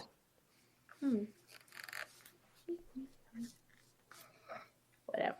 Hi, the Michael Leger. You know, it is that time again, ladies and gentlemen, where if you ever want to piss off a Dutch person, what you do is you ask them for a discount. Yes, Gary the Dutchman, owner of Mighty Moose Beard Oil, hates it when our audience uses our promo code SOR 2019. It kills him. It grates him. There's nothing more that pisses him off more than when he has to give a discount when you purchase Mighty Moose Beard Oil. And I'll show you how easy it is. This is the old winter blend right here. You know, you just give it a little squeeze because that's always fun, right? You then just drop it into your hands like so. Rub it around your hands and then just massage it in. Massage it in. That's it. That's it. MightyMooseBeard.com is the website for Gary the Dutchman. And it's not just good for the beard, people. Ladies, gentlemen, it's good for the hair as well. You wonder how my hair looks always so moisturized and good? Because I use my beard oil in there. Prevents split ends. It's all natural, no chemicals. That's how we do it. MightyMooseBeard.com. Really piss off Gary the Dutchman by using promo code SOR 2019. And while you're at it, hit him up, say, hey, Gary, I want to see your first $1 because I know you have it on you somewhere. He does, and he will show you. So make sure you check it on out. MightyMooseBeard.com, official beard sponsor of Spaced Out Radio. There you go. All right, what was that? Stephen Dave is a Canadian hockey fan. You mentioned you don't watch NHL anymore. Why? Because it's not hockey. It's turned into soccer on ice. There's no, every time there's a hard hit, it's a penalty. You don't need two referees out there. Players whining, complaining, putting the visors on full time was one of the worst mistakes that the NHL has made, even though it does protect the eyes. I'm not going to deny that. All right? And they look for the referees for everything. Too many penalties, not enough players deciding the outcome. It's not fun to watch anymore. It's terrible to watch. Garbage. Yep. Garbage. Sorry, little sensitive topic there for me. Don't need two refs. Don't need two refs. Kills the flow. And the amount of phantom calls in every NHL game is terrible.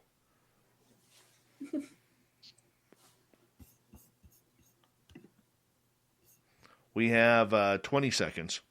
I want to say a big thank you to Fapster, Black Dragon, Carla, and Ben for the amazing super chats tonight.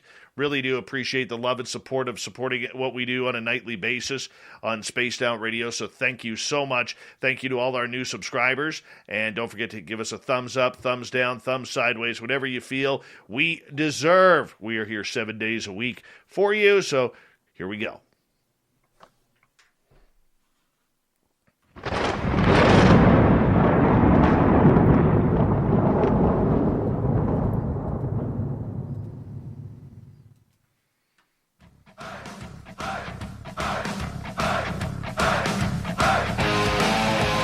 past the halfway point of Spaced Out Radio tonight. My name is Dave Scott. Thank you so much for taking the time to join us. We really do appreciate it. I want to remind you that if you missed portions of this show or others, check out our free archives by going to youtube.com/Spaced Out Radio. Do me the favor, hit that subscribe button. Our website is spacedoutradio.com. We have a plethora of features for you, including Rockin' Out to Bumblefoot, read Shirky Poo's Newswire. Check out our swag as well. Follow us on Twitter at Spaced Out Radio, Instagram, Spaced Out Radio Show, and now on TikTok at Spaced Out Radio. We're switching topics tonight, but we're staying in ancient history. Dr. Debbie Fulton from University of Massachusetts Amherst is here. She's got another book out that I think is going to be real intriguing to our audience called Haunted Greece and Rome, Ghost Stories from Classical Antiquity. And it can be found on Amazon, which I highly suggest. This would be a good one for your library. Dr. Debbie, welcome back. Thanks again for having me. No problem. No problem. I'm curious. Back then, we know that people were a lot more spiritual than they are today. Were ghosts and ghost stories a part of the folklore as much as they are today? Yeah, definitely. I think the difference is that because most of the sources that we have, it's literature that was written by, the upper classes. The lower classes didn't necessarily, they were too busy to sit there writing stories and recording their thoughts. But what we do have are some stories that are that clearly have a basis in folk belief. Yes, a lot of people seem to have believed in or wanted to believe in an afterlife and ghosts and restless spirits.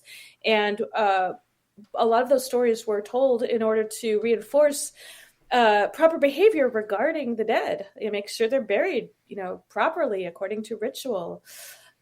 Don't let any restless spirits wander around if you could possibly help it. What kind of ghosts were they seeing back then? Were they of atypical spirits, like what we project a ghost to be today? They had a lot of different shapes and forms, and a lot of the stories say, well, it looked like the apparition looked like the person did in life, or maybe at the time of their death. So you could have mutilated corpses as ghosts, like the ghost of Hector from the Trojan War, from the Iliad, for example. The ghost of Hector shows up in later literature looking as he did at the moment of death, which was pretty torn up because Achilles had been dragging him around on the ground. Other ghosts just look the way they did in life. Nothing unusual about them. Even there's somebody who died by falling off a roof and breaking his neck because he was drunk. And when his ghost showed up, he just looked the same way he did in life. There was nothing like weirdly broken about his neck or anything. And then there's the chain rattling ghost that I mentioned earlier. It's just the ghost of an old man, very emaciated and in chains, who, the implication is that he was a prisoner in that house at some point and just died of neglect, starvation, thirst, whatever. They just put him in chains and left him someplace. So there were just all kinds of beliefs about what ghosts could look like. Some of them were sort of dark and sooty, as if they had been burned on the pyre, but there were not this. You don't have descriptions of like sheets, like ghosts, like in their shrouds, for example. So you don't have that from antiquity. All right, quick question here from Nikki here in Seattle, and she is asking: were there any ancient Egyptian serial killers? Oh my God, that's a great question. I mean, there must have been. The thing is, Egypt, I haven't looked at Egypt. Egypt is a whole separate culture that I have not had a chance to delve into. I'm going to have to ask my Egyptologist friends whether they know any. Feel free to send me an email, and I will try to get an answer for that question for you. Very cool. Very cool. All right, let's continue on with the haunted ghost stories back then. Looking at those times, where people were, maybe a little bit more tad religious, ghost stories, if I read correctly, or, I'm going to use a bad example here. I loved the television show Hercules along with Xena. I really did. I really did. But you saw a lot of different tales of ghosts in those stories as well. And it wasn't just people. It was different creatures. It was the gods themselves coming down, almost like what we read in the Bible, so to speak. So the question is, in regards to the ghosts that they were seeing, how real were they? Oh, okay. So I'm not sure we have a good answer to that.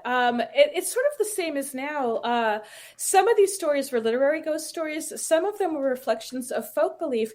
And I mean, you know how like we have Halloween and it's supposed to be a night where spirits are out, and you like put pumpkins with scary faces on your doorstep as an apotropaic, like to sort of scare away the spirits that are trying to come into your house. Well, one thing we can say about ancient beliefs in ghosts is that there must have been a certain amount of true belief that the dead could come back, because they had a number of festivals to acknowledge this, to honor the dead ancestors, and also to make sure they didn't come in the house. So they would spread like tar or pitch on their doorway during some of these festivals so that any ghosts trying to come into the house would get stuck, theoretically. They would leave food out on their doorstep, food and drink and wine on their doorstep, so that the ghosts would have that and, again, not try to come into the house. Or they would go to the cemetery. People would go to the cemetery and leave offerings there. So again, in terms of how real it was to people, it was real enough that both the Greeks and the Romans each had several different ceremonies over the course of the year to acknowledge the dead and keep them appeased so they wouldn't come back and haunt. So I don't know if that helps answer that question. Oh, it works. I'll go with that. Okay. Sure. I'll go with that. And can I just say I appreciate all the love for the calico cat that I'm seeing in the comments? Oh, yeah.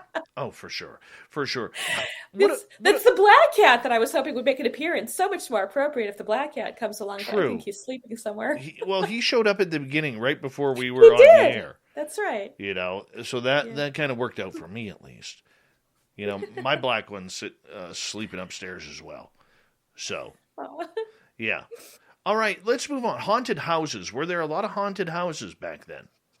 It depends what you call a lot. There certainly were stories of haunted houses. And the one I mentioned before, which was just my absolute favorite, because it was so surprisingly typical. I mean, there's this ghost that haunts a house, and the people are terrified. They feel like they can't leave because they got their money invested in the house. And eventually they like die of illness or fear, and finally the house is just abandoned, and it starts, falling into disrepair. And there's a like for rent sign put up in front of it by the landlord. And somebody from out of town comes, sees the sign, wonders why the house is so cheap to rent or to buy. And he actually is told about the haunting and says, that sounds interesting. I think I will rent that house and stay there for the night and see if the story is true or not. So he spends the night in the house, and he's concerned, actually, that he might imagine the ghost because he's heard so much about it. So he decides to keep himself busy by doing work. So he has his little lamp, and he's got his writing implements, and he's just working. And he hears the sound of chains rattling, coming closer and closer and closer to the room that he's in, until the sound comes over the threshold and like right in the room with him. And he turns around at that point, and he does see this apparition of this old man with the rattling the chains. The ghost has the chains on his arms and legs. And the guy just says, okay, hang on a second. Just wait a minute. And he goes back to his writing. And the ghost is like, so the ghost comes even closer and rattles its chains right over the guy's head, at which point he's like, okay, I'm not imagining this. And he gets up, takes his lamp, follows the ghost into the courtyard where the ghost vanishes. And the guy marks the spot where the ghost vanished. And the next day when it's light out, people come, help him dig up the spot, and they find a skeleton entwined with chains right down there. So, the people bury it according to proper ritual, and the house isn't haunted anymore. And it's kind of I was going to say bare bones story, but that's a really bad and unintentional pun, but I said it anyway. So anyway, it sounds so much like the basic plot of so many haunted house stories. And there are a couple of other ones from ancient Greece and Rome that are very similar. There are other types of haunted places. There are haunted baths, because there were public baths in the ancient world, and some of those were haunted, and who knows what they were seeing in the steam there or imagining that they saw. So yeah, different kinds of places. There were haunted racetracks. There were places on some racetracks where if enough people had died at the turning point or wherever, horses, who are, animals are supposed to be a little more sensitive, horses would actually like stall at this point and rear back because there was something haunting the turning post on the racetrack. So again, lots of different kinds of haunted places. Very true. Very true. Okay, what about entities? Were they seeing a lot of like horses and buggies? Could they hear the sounds of fallen troops marching down the marble roads? I mean, what were they hearing or seeing? So in terms of hearing like ghostly presences, there's the most famous one of those, I think, is, as you said, at a battle site. So the Battle of Marathon, back in, I'm going to get this date right, 479 BCE, something like that. It was during the wars that the Persians were trying to invade Greece, and the Greeks were fighting back. So the Battle of Marathon, the Persians invaded. They sort of sent a bunch of ships across the sea to Greece, landed at Marathon, and the Greeks were vastly outnumbered, but they managed to win this battle, which is just kind of amazing. But it was said, for hundreds of years afterwards, that if you went there at night, you could hear the sounds of the battle still, and you could hear horses neighing, and you could hear the clashing of weapons. So that was an auditory haunting. Nobody ever said you could see anything there. It's just that you could hear. You could hear things, and then if you were smart, you'd stay away from the area just in case. So that's one example. I'm not sure how many others there were of just like hearing sounds. But there was the chains clanking in the story I mentioned before the apparition appears. But for the most part, I guess you could hear. I mentioned the baths, and there was a lot of groaning that you could hear coming from the haunted baths, for example. But again, that could have just been the pipes, the water in the pipes. So, people keep trying to rationalize these things. I'm not saying that I'm rationalizing, but this is, like I said, even in antiquity, people would try to come up with what they believed were more reasonable explanations for some of these things. Where does the Bible come into play with all of this? Because, sorry, where does what? The Bible. The Bible. The Bible is filled with paranormal stories, and I always love this debate with my religious friends because they tell me to stay away from the paranormal, and I explain to them the Bible is the most paranormal book ever written. Yeah, I mean, I suppose so. Again, different culture, ancient Near East, not so much Greece and Rome, and I don't remember my Bible ghost stories very much. Is something like the Witch of Endor, is that actually in the Bible or is that in the Apocrypha? But she does necromancy? Apocrypha. It's not in the Bible. Okay. So, yeah, I mean, I'd have to ask one of my friends who specializes in biblical literature, and I could, come back with an answer for you after I consult somebody. If you look at it, though, it's filled with ghosts. It's filled with ghosts. It's filled with magic. Yeah. It's filled with legends. Yeah. Climbing the mountains and speaking to God and burning bushes, parting the Red Sea, the Red Sea. I mean, plagues. Exactly. I mean, this is something that is just it's right out of a paranormal book. It really is. Now I'm not. Now, don't get me wrong. I realize this is a sensitive topic for a lot of people because I'm not insulting the Bible. So let's just be honest here. I have to make this clarification because look, I've read the Bible front to back. Okay, I am I have admitted on this show I am a God guy. I like the God thing.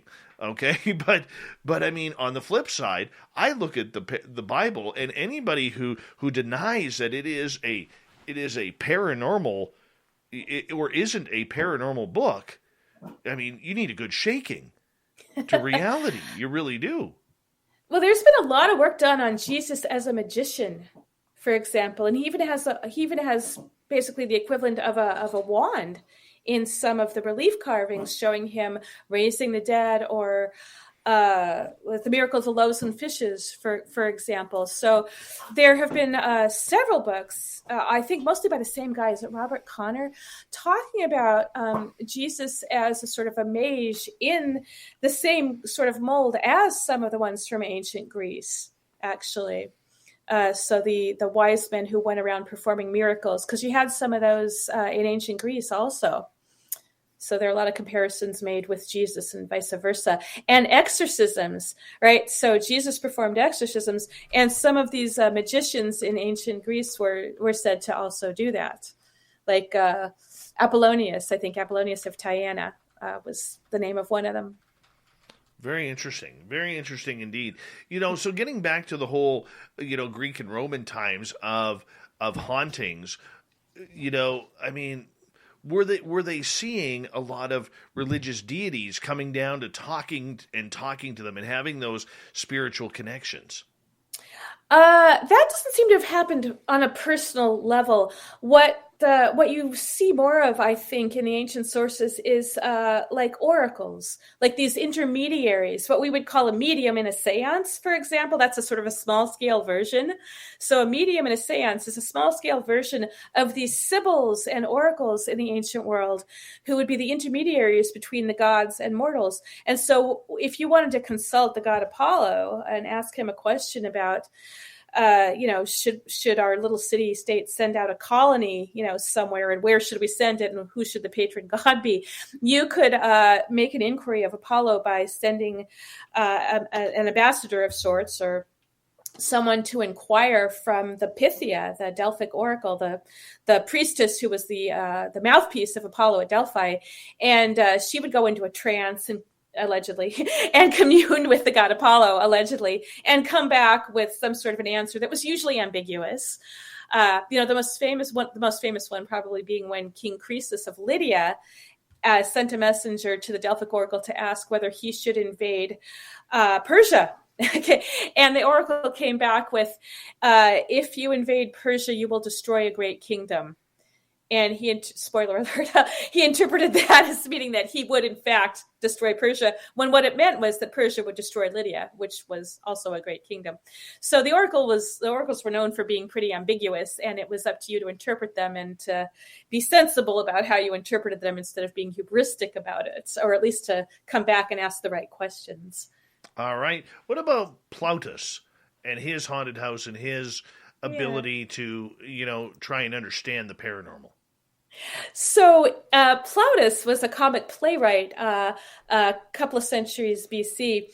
And on December the 3rd, I tested positive for COVID. I was to the point where I really couldn't even walk. She was admitted to the Tupelo Hospital. That's where she remained for 82 days. That was the first time they told Reggie he could come see me. I nearly lost my wife. That's real. There ain't no false information. And I don't want to see you lose a loved one. Sponsored by Delta Health Alliance. Go to getyourshotms.org. Hi, I'm Dr. Andreas Michaelitis, Chief Psychologist at Noom. This past year has shown us how important our overall health is, and Noom is here to help. Most weight loss plans fall short because they don't provide lasting results.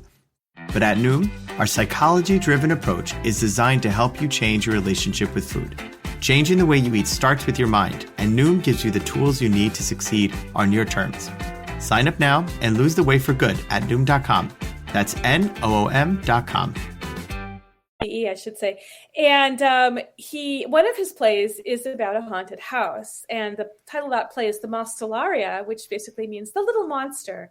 But it's usually translated as the haunted house anyway, because just a little monster in a haunted house kind of concept.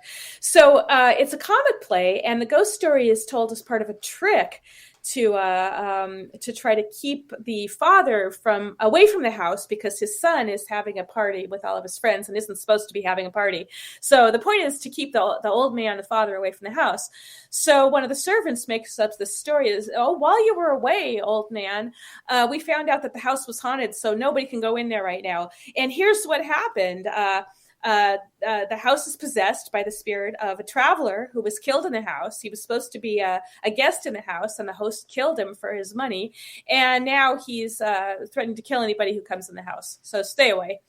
And the old man hears noises coming from inside the house, which is the son partying. And the servant who's making up the story says, yeah, see how much noise the ghost is making right now because he's upset. So it's basically this a haunted house story similar to the one about the chain rattling ghost, which is that somebody was killed on the premises, probably for their money. We don't exactly know with the chain rattling ghost, but is basically haunting the house until somebody gets rid of it. So we've got a partial haunted house story in that comic play. So what was going on in that story is that Plautus, the comic playwright, seems to have been making fun of people who were overly superstitious, like the old man. And there was a lot of satire of people who were too superstitious back then also. So again, this huge range of beliefs in terms of no, there's nothing after you die, or sure, there's an afterlife and here's what it's like, or make sure you bury the dead properly or they will be restless and haunt you. I will tell you a cool ghost story. I'd love to hear one. Going back to the Roman theater of Philippopolis in Plovdiv, Czech Republic. So this happened a few years ago to a friend of mine and a friend of this show's, a gentleman named Ron Bumblefoot Thal, who does our music. Okay? So here's the stage, and his band is called Sons of Apollo, and they were playing there a couple of years ago, and they were playing so they played their own set of their own music, and then they followed that up by a bunch of cover tunes. And now Ron Thal is ranked one of the top 10 guitarists in the world. And he has never fallen on stage. So while they were playing, he has never had anything weird happen, and his guitar is very expensive to the point where it doesn't go out of tune. Well, all of a sudden, all of these solos that he started playing, and while he's playing, he's noticing his top string, an E string, keeps going out of tune, and he can't understand it. So in between songs, he's having to retune his string, and he's like, wow, this is weird. So then they play their cover version of Pink Floyd's Comfortably Numb. And so Bumblefoot is literally walking towards the crowd, and he gets shoved, and he falls on stage. First time in 20 plus years he had ever fallen on stage. And he will say to this day that he didn't trip on his own feet, didn't trip on any chords because his guitar is cordless. And something shoved him from behind. And right before that had happened, the keyboardist, a guy named Derek Sherinian, he was when the concert started, it was still some daylight, so he, typical rock star, had his sunglasses on. And as it got darker, he put his sunglasses on top of his head, and all of a sudden he felt a wallop on the side of his head, and the sunglasses went falling in between one of the cracks on the stage. So there's an unseen force shoving people around. That's a great story. Absolutely. But it continues there. Another friend of mine in the music business, I won't mention his name, he actually got intoxicated during a concert in Plovdiv at this same place 4 months later. He was thrown in jail. And while he was in jail, he swears up and down that he watched literally hell open loose inside the police station where the jail cells were, and he watched the devil walk out and right towards him at his cell. And it all happened in Plovdiv. Wow, so there's something going on there. Hugely. I think it's fantastic. I really do. I'm gonna have to look up that site because that's just too interesting of a story not to read more about. Oh yeah. You won't find it. You'll find it on this show. There's no literature on it, unfortunately, but you'll find it. You got to put it in Wikipedia then. Have to. Yeah. Dr. Debbie Felton, I'm going to get you to hold on for another few seconds here because we are going to go to break here at the top of the hour. We have Dr. Debbie Felton here on Spaced Out Radio tonight, and we are moving into a different direction. What about these crazy monsters that were running around back in the day? Did they see UFOs? Who didn't have a pet minotaur back then? We'll find out. Where's Goat Boy? Spaced Out Radio continues after this.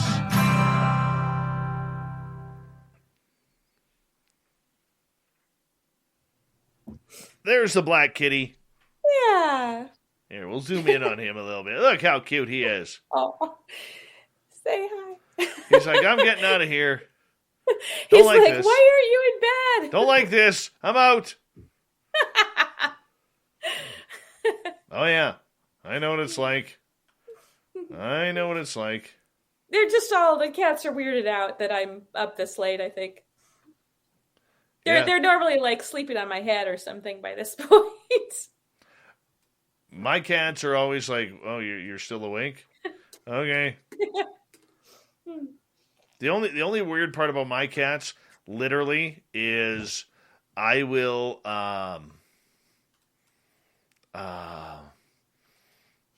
go upstairs after my show.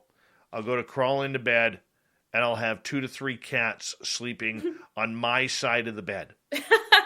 You know, and I like my bed cold when I crawl in, and I literally don't get a cold bed because the cats have warmed everything up. And it really drives me nuts when one of them sleeps on my pillows because I really like cold pillows. And then I got warm pillow head. I hate that. Hate that. Aww. Yeah. I actually have trouble sleeping if the cats aren't on the bed. Before I got a new bed, my dogs used to come up. So I'd have the cats and and 2 German Shepherd dogs up on the bed. And it'd be and I'd be like contorted into this weird position, just trying to find room for my legs. Yeah, I remember that. I used to have dogs too. It's been a while, but yeah, there'd be the dog on one side, a cat on the other, and I'd wake up with a sore back. And I'd be like, it's worth it.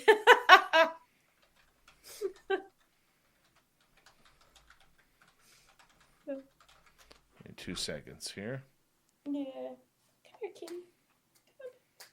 Come on. He's right here. He's just like wants to know what's going on.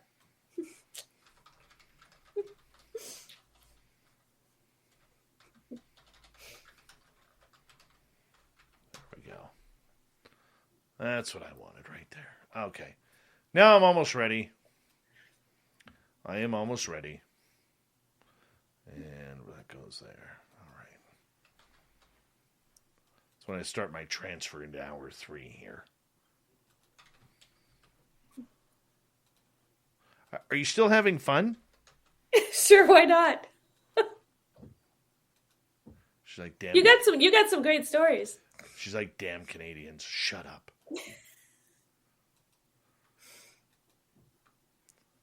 I actually trained a kid in hockey who ended up getting a scholarship at UMass Amherst. Oh. This is going back 1994, 95. Yeah. It's my connection to it. Cool. Yeah, no, I really like it out here. Like I said, I'm from LA, but I kind of like New England. It's got to change the seasons. Things are closer together. That was the biggest. I'd never been to the East Coast until like the mid 2000s. I never knew how close together it all was. Never knew. Blew my mind when I was there.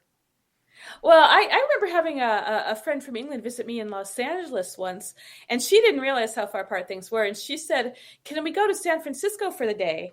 And I said, "We can go to San Francisco in a day. It's going to take us like 6 hours just to drive there. So maybe not." You know, and I had to explain to her that it was sort of like the difference between, it was like asking to go from London to Edinburgh for the day, you know, which at least they have trains to do that. But I think back then, you know, Amtrak was running even less than it does now, and people just drive back and forth. Oh, I hear you. I know exactly what you're talking about. I know exactly what you're talking about. Yeah. Every day. Can't figure it out. All right, we've got a couple minutes left.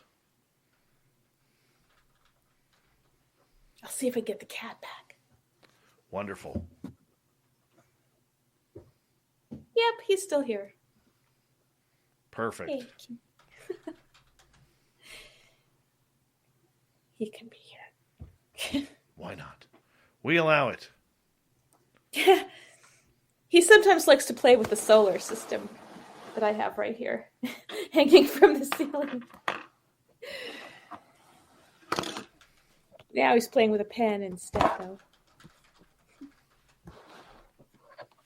Okay. Yeah, he's wide awake now. Awesome.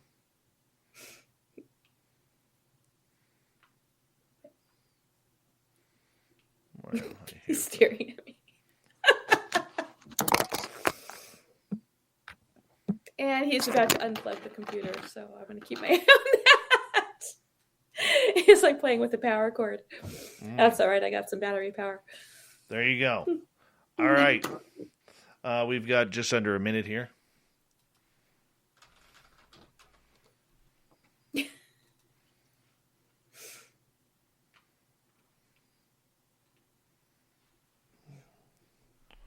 All right, big thank you to Jeremy, Flat Earther, Fapster, Black Dragon, Carla, and Ben for the amazing super chats tonight. And we appreciate that. Thank you to all our new subscribers who've tuned us on in. We really do appreciate that. And yeah, don't forget, if you have a TikTok account, we got a brand new account there. We would appreciate you hitting that subscribe button on us for that. That would be really, really cool. Here we go, everyone, with the third hour.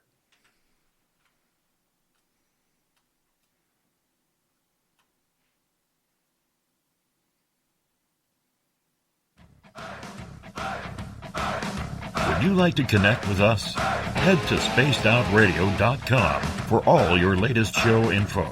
Now, back to Dave Scott and SOR. Here we go with the third and final hour of Spaced Out Radio tonight. My name is Dave Scott. Thank you so much to hang out with us. We really do appreciate it, especially if you're listening in on our terrestrial affiliates around North America and digitally on TalkStream Live, Revolution Radio, and KPNL. All of our archives are free. Go to youtube.com/Spaced Out Radio. Just do old Davey the favor. Hit that subscribe button. The Desert Clam has set the password for tonight in the SOR Space Travelers Club. Latificate. Latificate is your password. Use it wisely, space travelers, as the Clam sets a password each and every night right here on Spaced Out Radio. Our website is spacedoutradio.com. We have a plethora of features for you, including rocking out to Bumblefoot, reading up on Shirky Poo's Newswire. Check out our swag as well. Follow us on Twitter at Spaced Out Radio, Instagram, Spaced Out Radio Show, and once again, new on TikTok at Spaced Out Radio. For the final time tonight from the University of Massachusetts, Amherst, Dr. Debbie Felton is here. We're looking into the weird and strange mythological ghost and paranormal stories along with cryptid creatures. Yep. You can find her books on Amazon, and we're having a great time with Dr. Felton tonight. Thank you so much for joining us, Doc. Thanks again for having me. Hey, I got a question for you, though. Yes. You keep mentioning your terrestrial affiliates. Do you actually have extraterrestrial affiliates? I don't know. It would be nice if Auk and Zook from the Zeta Reticuli were picking us up. We'd appreciate that. But otherwise, I don't know if we have extraterrestrial affiliates. That's interesting. Just had to ask. I don't know. Sorry. You know, weird story once. I was once told by someone that they're up to, depending on the topic we have for the night, there are up to 6 people tuning us in at the Pentagon to see what we are saying. And that's a little disturbing. Yeah, this person was one of those in the know type people. Yeah. So, Gene, if you're listening, hi, Gene, at the Pentagon. We really appreciate you tuning us in. Give us a call sometime. We'd love to say hello. That's all I know. One person named Gene. Okay. It is awesome. I'm not going to lie. Not going to lie. So. Yeah, you're important enough for the government to be worried about you. So. Yes. Yes, I could just imagine what it looks like when I swipe my passport crossing the border. That's what I want to see. That's what I want to see. What's out there? What's out there? What do they got on me? Okay, moving on. Really weird Greek cryptid creatures. This is a fascinating topic for me because literally, I mean, it goes from giant griffins to thunderbirds to, to centaurs and chimera and cyclopses.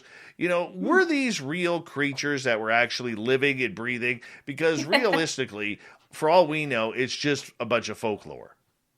Yeah, no, I'm going to go with no on that. That these creatures did not exist, and that it's a bunch of folklore. I think I probably already, I might have mentioned this already, but there are a couple of things going on with that in terms of these creatures can all be like, allegorical or metaphorical for things.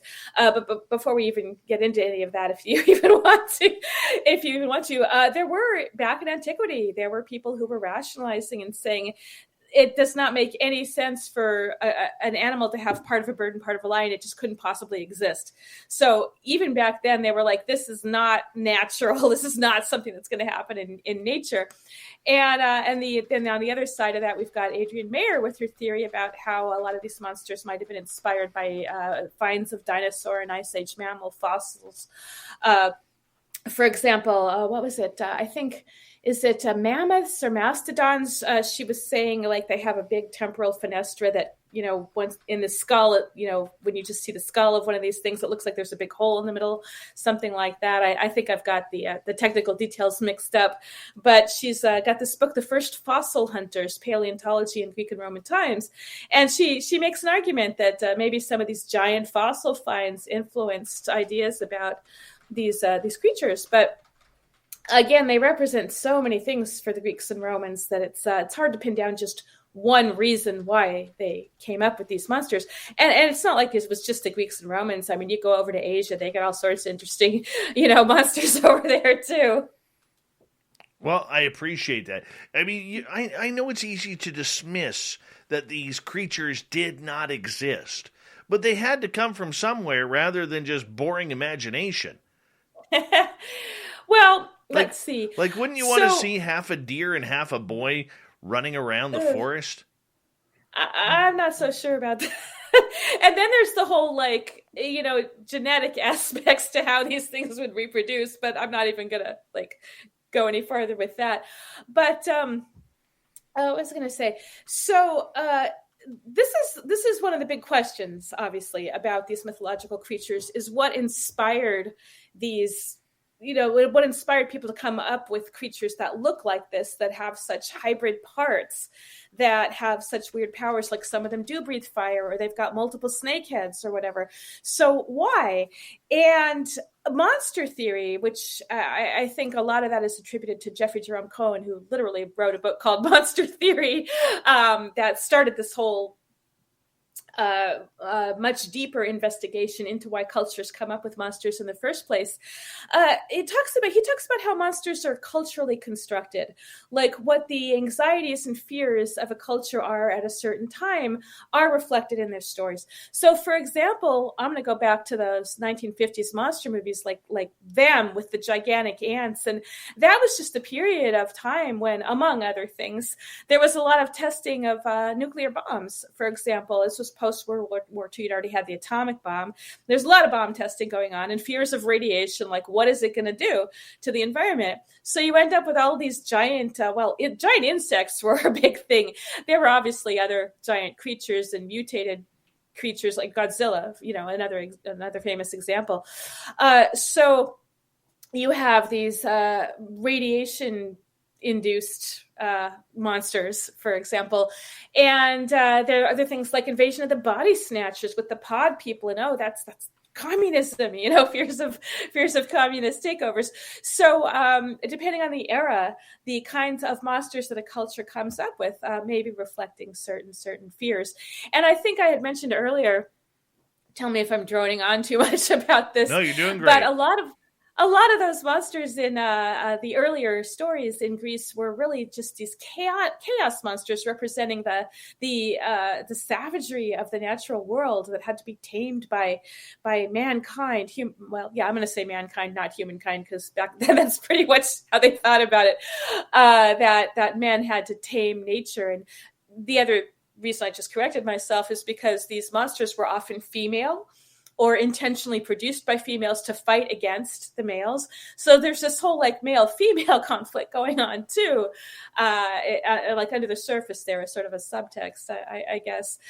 So anyway, just so many different reasons why these monsters came out the way they came out. A lot of them are female. A lot of them are, Charybdis is just one giant gaping female hole, let's just put it that way. And then like Scylla on the other hand has all of these mouths. It's like basically a vagina dentata actually. So a lot of fear of feminine sexuality reflected in some of these monsters, for example. So many different things you could say about them. Very weird, very weird. Out of all those creatures, do you think there was possibility that some of them were real? Oh gosh! Like I don't see a centaur or a minotaur being real. On December the 3rd, I tested positive for COVID. I was to the point where I really couldn't even walk. She was admitted to the Tupelo Hospital. That's where she remained for 82 days. That was the first time they told Reggie he could come see me. I nearly lost my wife. I mean, that's real. There ain't no false information. And I don't want to see you lose a loved one. Sponsored by Delta Health Alliance. Go to getyourshotms.org. At Capella University, education is as smart as the world around us. With the FlexPath format, you can take classes at your own pace, set your own deadlines, and even leverage your previous experience to move faster. Now that's smart. Learn more at capella.edu. But I'm just curious, like the fairy folk, the elves, people like that, or creatures like that. In antiquity, like, do I think there were maybe some things like that in antiquity? I have a really hard time believing that, which I'm the sort of person who's more likely to believe that maybe there was an actual woolly mammoth somewhere still, because I think they were still around in the time of not Cleopatra. I don't know. Maybe the last one did die out around the time of Cleopatra. The timeline is a little. I don't remember it very well, but there could certainly have still been some weird creatures around. I mean, let's take the Loch Ness Monster, for example. If there were such a thing, people tried to say, well, maybe that's a plesiosaur or something. Again, an ancient sea creature that somehow survived into modern times. So I'm more likely to believe that something like that happened than that there really were these weird hybrids with incompatible parts. I'm not sure if that, again, it sort of goes directly towards what you were asking, but that's my more along the lines of what I would be inclined to think, I suppose. Come on, you don't think Medusa had snakes on her head? Medusa is such an interesting story because, I think one of the few film versions that got it right was, I think it was the Percy Jackson movie, actually, because Medusa was played by Uma Thurman, right? So in the myths, she really was a beautiful woman who was just cursed because, well, again, not so much her fault. The god Poseidon had seduced her in an area that was sacred to a goddess. And so the goddess, I think it was Athena, maybe, made her into this sort of monstrous creature that would petrify anything that she looked at. So again, there's all sorts of issues with female sexuality going on there. Freud had a field day with Medusa, but again, don't really want to go there because Freud is not so much in vogue anymore. But just the whole female sexuality issue in terms of how many of those monsters are female and have a certain effect on men. Very true. Scary times. And have to be killed by men. Yeah. Oh, yes. Well, I mean, that was our job, killing everything back then. Killing everything. That's just what we do. That's just what we do. But I mean, okay, let's look at something, because you actually know someone who wrote a thesis or a story about UFO sightings back then. It was actually a journal article, and it's several decades old. And unfortunately, the author passed away a while back. But yeah, he had actually written on, and I think he had some background in aerial phenomenon too, like from like I think he was a scientist, and he was interested in looking at reports of unidentified flying objects, like literally unidentified, like literally UFOs. Not saying they were extraterrestrial necessarily. So he looked at descriptions of ships floating in the sky in antiquity, and to what extent were they considered omens or portents, messages from the gods, and whether they were or not, what were people actually seeing when they reported things like that. So it was a terrific article. If you're interested, I could actually send you that reference. But he found a lot of examples that were these things were usually spotted in times of war, so high stress times for people. There might have been unusual meteorological phenomena at the time as well, like stormy skies.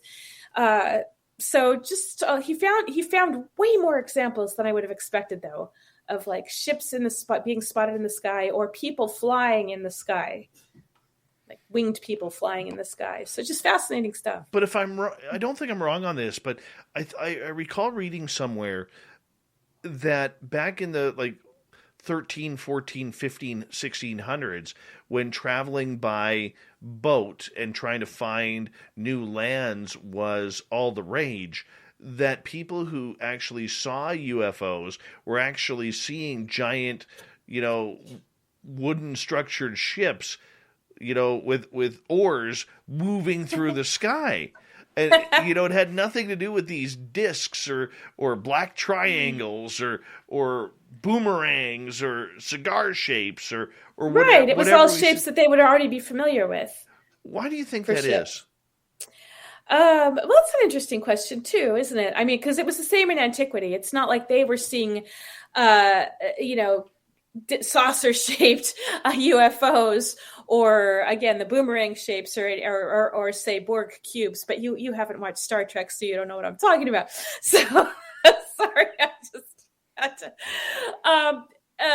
So again, it sort of might have to do with the reflection of the anxieties of the times. But the other thing that he considered, I think, in this article, or that people have considered since then, is something I think we just saw like a year or two ago, which was that picture of like the big ship floating in the sky, but it was an optical illusion, right? It had something to do with light refraction. So it actually looked like the ship was floating in the sky when it was definitely on the water. Do you know what I'm talking about? Because this was just in the news. Like, was it last year? Maybe anybody out in the audience remembers what happened. But it really did look like this ship was in the sky when it was not. So you sort of wonder. I remember that photo. So you know what I'm talking about. So I wonder if that's a phenomenon that maybe caused some of these sightings. I'm not saying would explain all of them, because I think there are too many sightings, to all be explained by the one thing. But it might explain some of them. So who knows? Although I think in antiquity, the sightings were mostly by armies fighting on land. So we're not even talking about like, light reflecting off of water or anything. It can happen in the desert too, though, now that I think about it.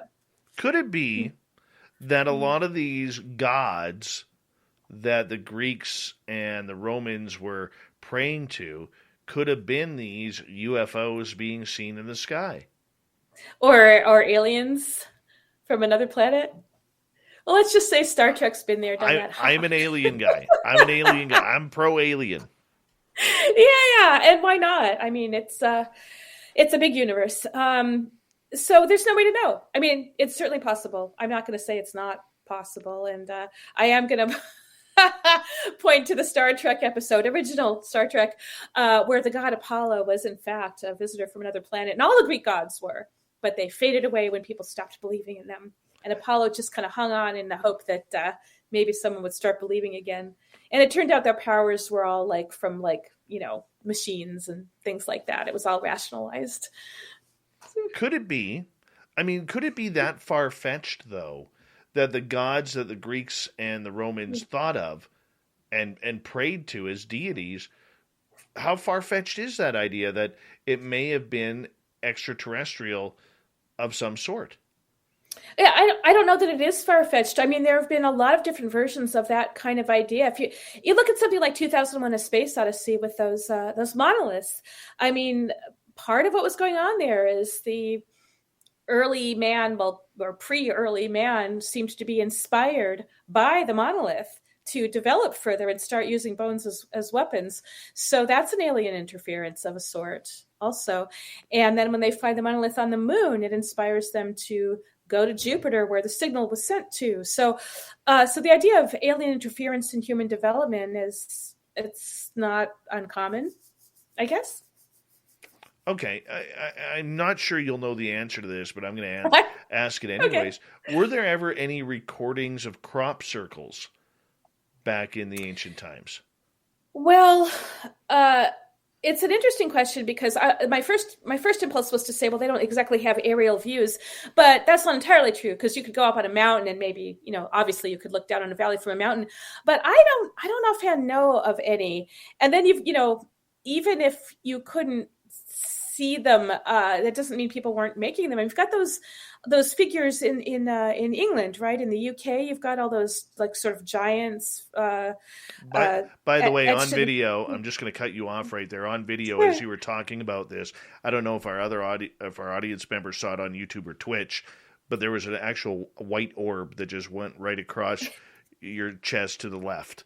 And then disappeared out of screen. So you've got ghosts. Just saying, you've got ghosts. Yeah, I mean, there's an orb like up there in that picture. That's white though. No, this not actually in the picture. No, this one was down on your chest area, like right across here. It just went across, huh? Yeah, that was kind of cool. You could look it up at this time. Okay, well that's creepy. Now I'm freaked out. Yeah, well, hey, when you delve in the woo, you're going to get some woo every now and again. Yeah, that works for me. So it is, it is late and weird things happen at liminal times of day, and even though you don't want to believe it, you got to have it. You got some weird. I didn't say I didn't want to believe it. I just said that so far I don't have any reason to believe it. I'm, again, without a religious background, I'm not a super faith-based person, but I'm not ruling it out. Just because I don't like have any personal experience of it doesn't mean that it's not a thing. True. Yeah. I just found that was very interesting. Very interesting. I might actually go back and look at that here. But no, very cool. Very cool nonetheless. But you were talking about, in regards, we were just talking about crop circles and the idea that, you were saying, yes, there was the couple of drunks in England who claimed to be making these very elaborate pieces of art, shall we say, in wheat and canola fields across the United Kingdom. I didn't say the drunks. I was talking about something much older. No, I called them drunks because... Yeah, okay. Don't put words in my mouth. No, I'll take credit for that one. Don't worry. So I actually don't know for sure if there are any descriptions of anything like that from antiquity. That'd be worth looking into. I think so too. Another cool topic. Yeah. We got 2.5 minutes left with you. Are you planning on doing more and writing more books regarding these paranormal subjects of the past?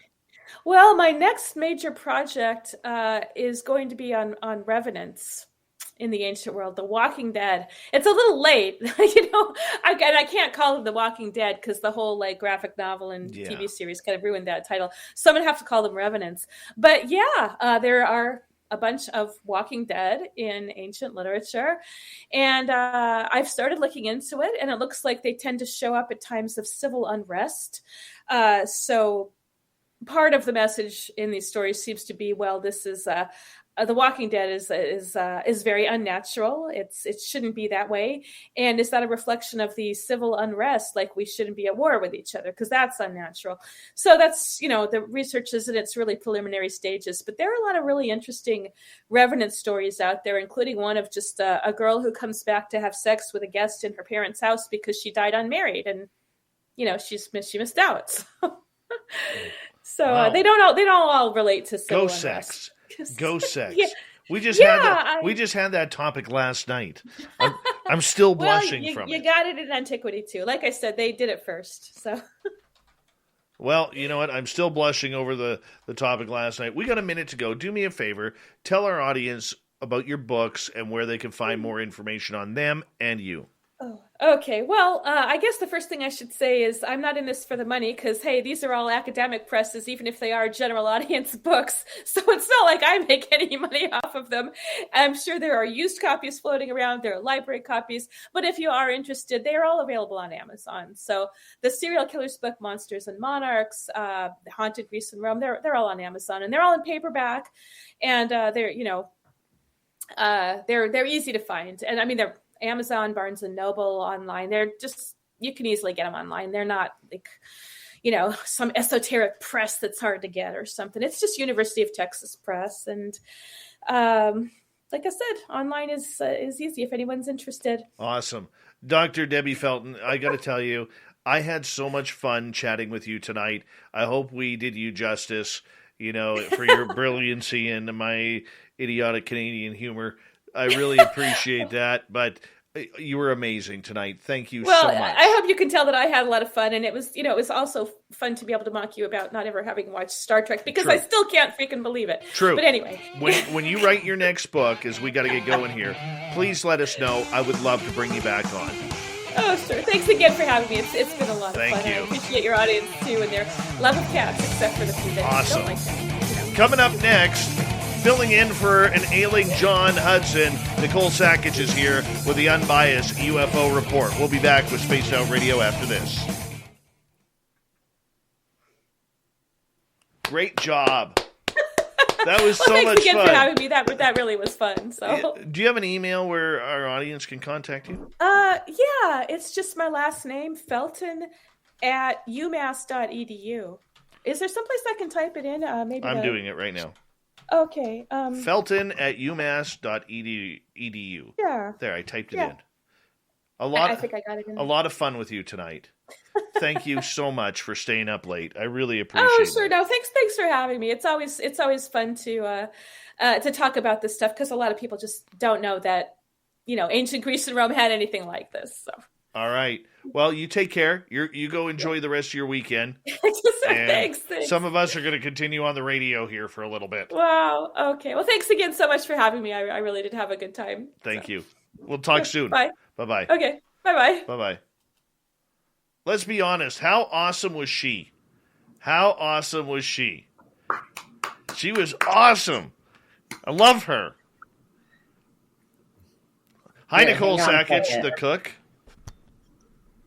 Hello, Spaced Out Radio, and Dave Scott, and Dave Scott's beard. I know you hate the beard. No, it's just, I'm wondering, because, we still wear our masks at my work all the time, and I have a lot of bearded guys that I work with, and so they wear the masks, right? And their beards are all starting to, curl up, where their masks lay. So, are you Canadians having that same problem? I'm just wondering. Or does the Mighty Moose beard oil take care of that? The beard oil helps. The Mighty Moose beard oil helps. Oh, I had another work-related fun thing happen to me today. Oh, fun. Do you want to share it with the full audience, or do you?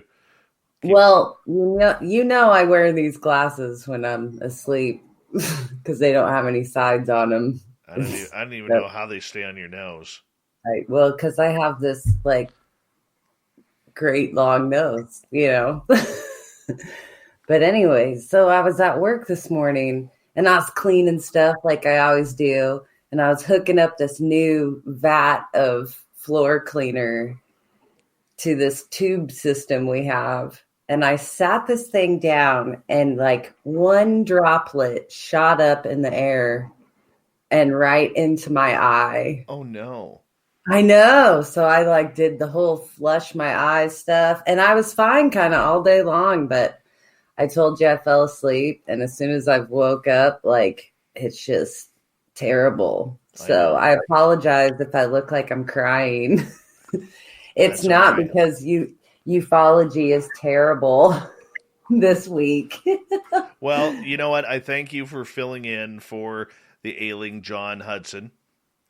So it's all right. We all got each other's backs. That's what we do. I talked to John yesterday. He wasn't feeling so good. And so I said, if you're ready to go tonight, get a hold of me. And he didn't get a hold of me. So he's probably passed out, not feeling very well. Oh, poor John. Mm-hmm. I almost grabbed my fedora out of the closet. You totally should have. Him, but you totally should have.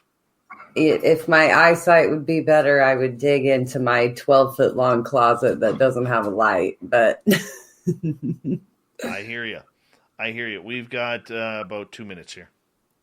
Sweet. I'm going to let my dog out real quick. You go. Hope your dog doesn't chase any deer. He might, but he's fenced in, so.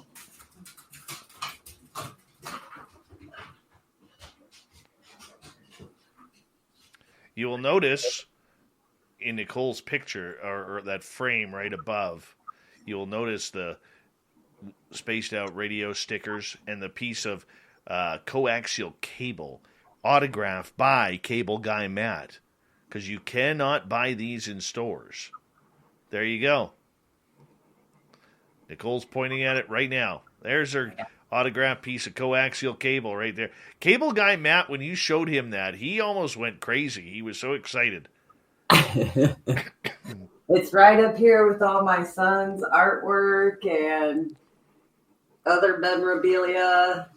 Like Jordan Pease made me this so I could look at it while I was giving my very first lecture. Very nice.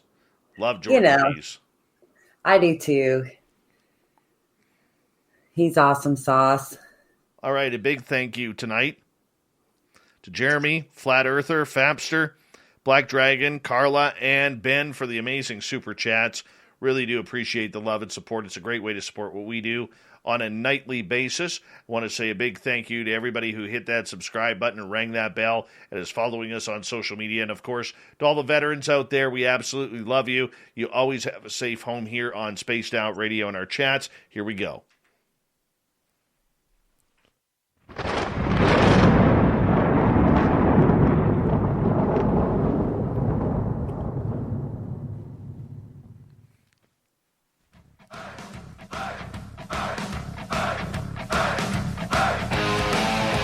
We rounded third. We're heading for home tonight on Spaced Out Radio.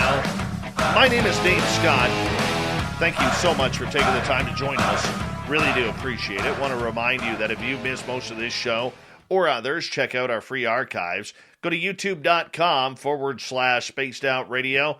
Do me the favor, hit that subscribe button. Our website is spacedoutradio.com. We have a plethora of features for you. Rock out to Bumblefoot, read up on Shirky Poo's Newswire, check out our swag as well. Follow us on Twitter at Spaced Out Radio and on Instagram, Spaced Out Radio Show. And we're new to TikTok at Spaced Out Radio. Now, it is time, once again, for the Unbiased UFO Report.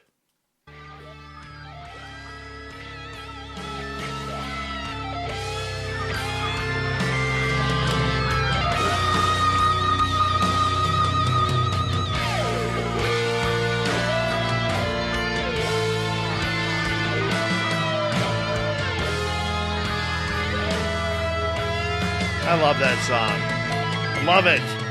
Mr. Ron Bumblefoot Thalls, The Day After. Love it. Filling in for an ailing John Hudson, we have researcher extraordinaire, author Nicole Sackich with the Unbiased UFO Report tonight. Nicole, thank you so much for joining us.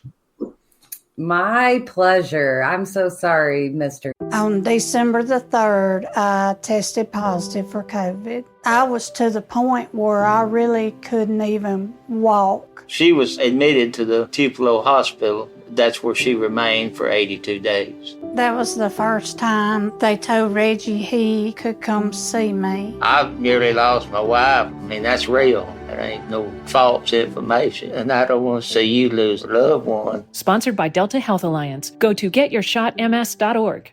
At Capella University, education is as smart as the world around us. With the FlexPath format, you can take classes at your own pace, set your own deadlines, and even leverage your previous experience to move faster. Now that's smart. Learn more at capella.edu. Hudson's sick, but I'll fill in anytime. I think you're going to be. I know. I think you're going to be fantastic. I really do. We got some weird stories that have really come out. Now, earlier today, it was announced by Dr. Stephen Greer that, yeah, I know that he wants to make sure that anything that Senator Gillibrand comes out of with her new proposal of unexplained sightings, more commonly known as UFOs or UAP, that he's part of the process and that he could be one of the professional experts that she can rely upon. What do you think about that?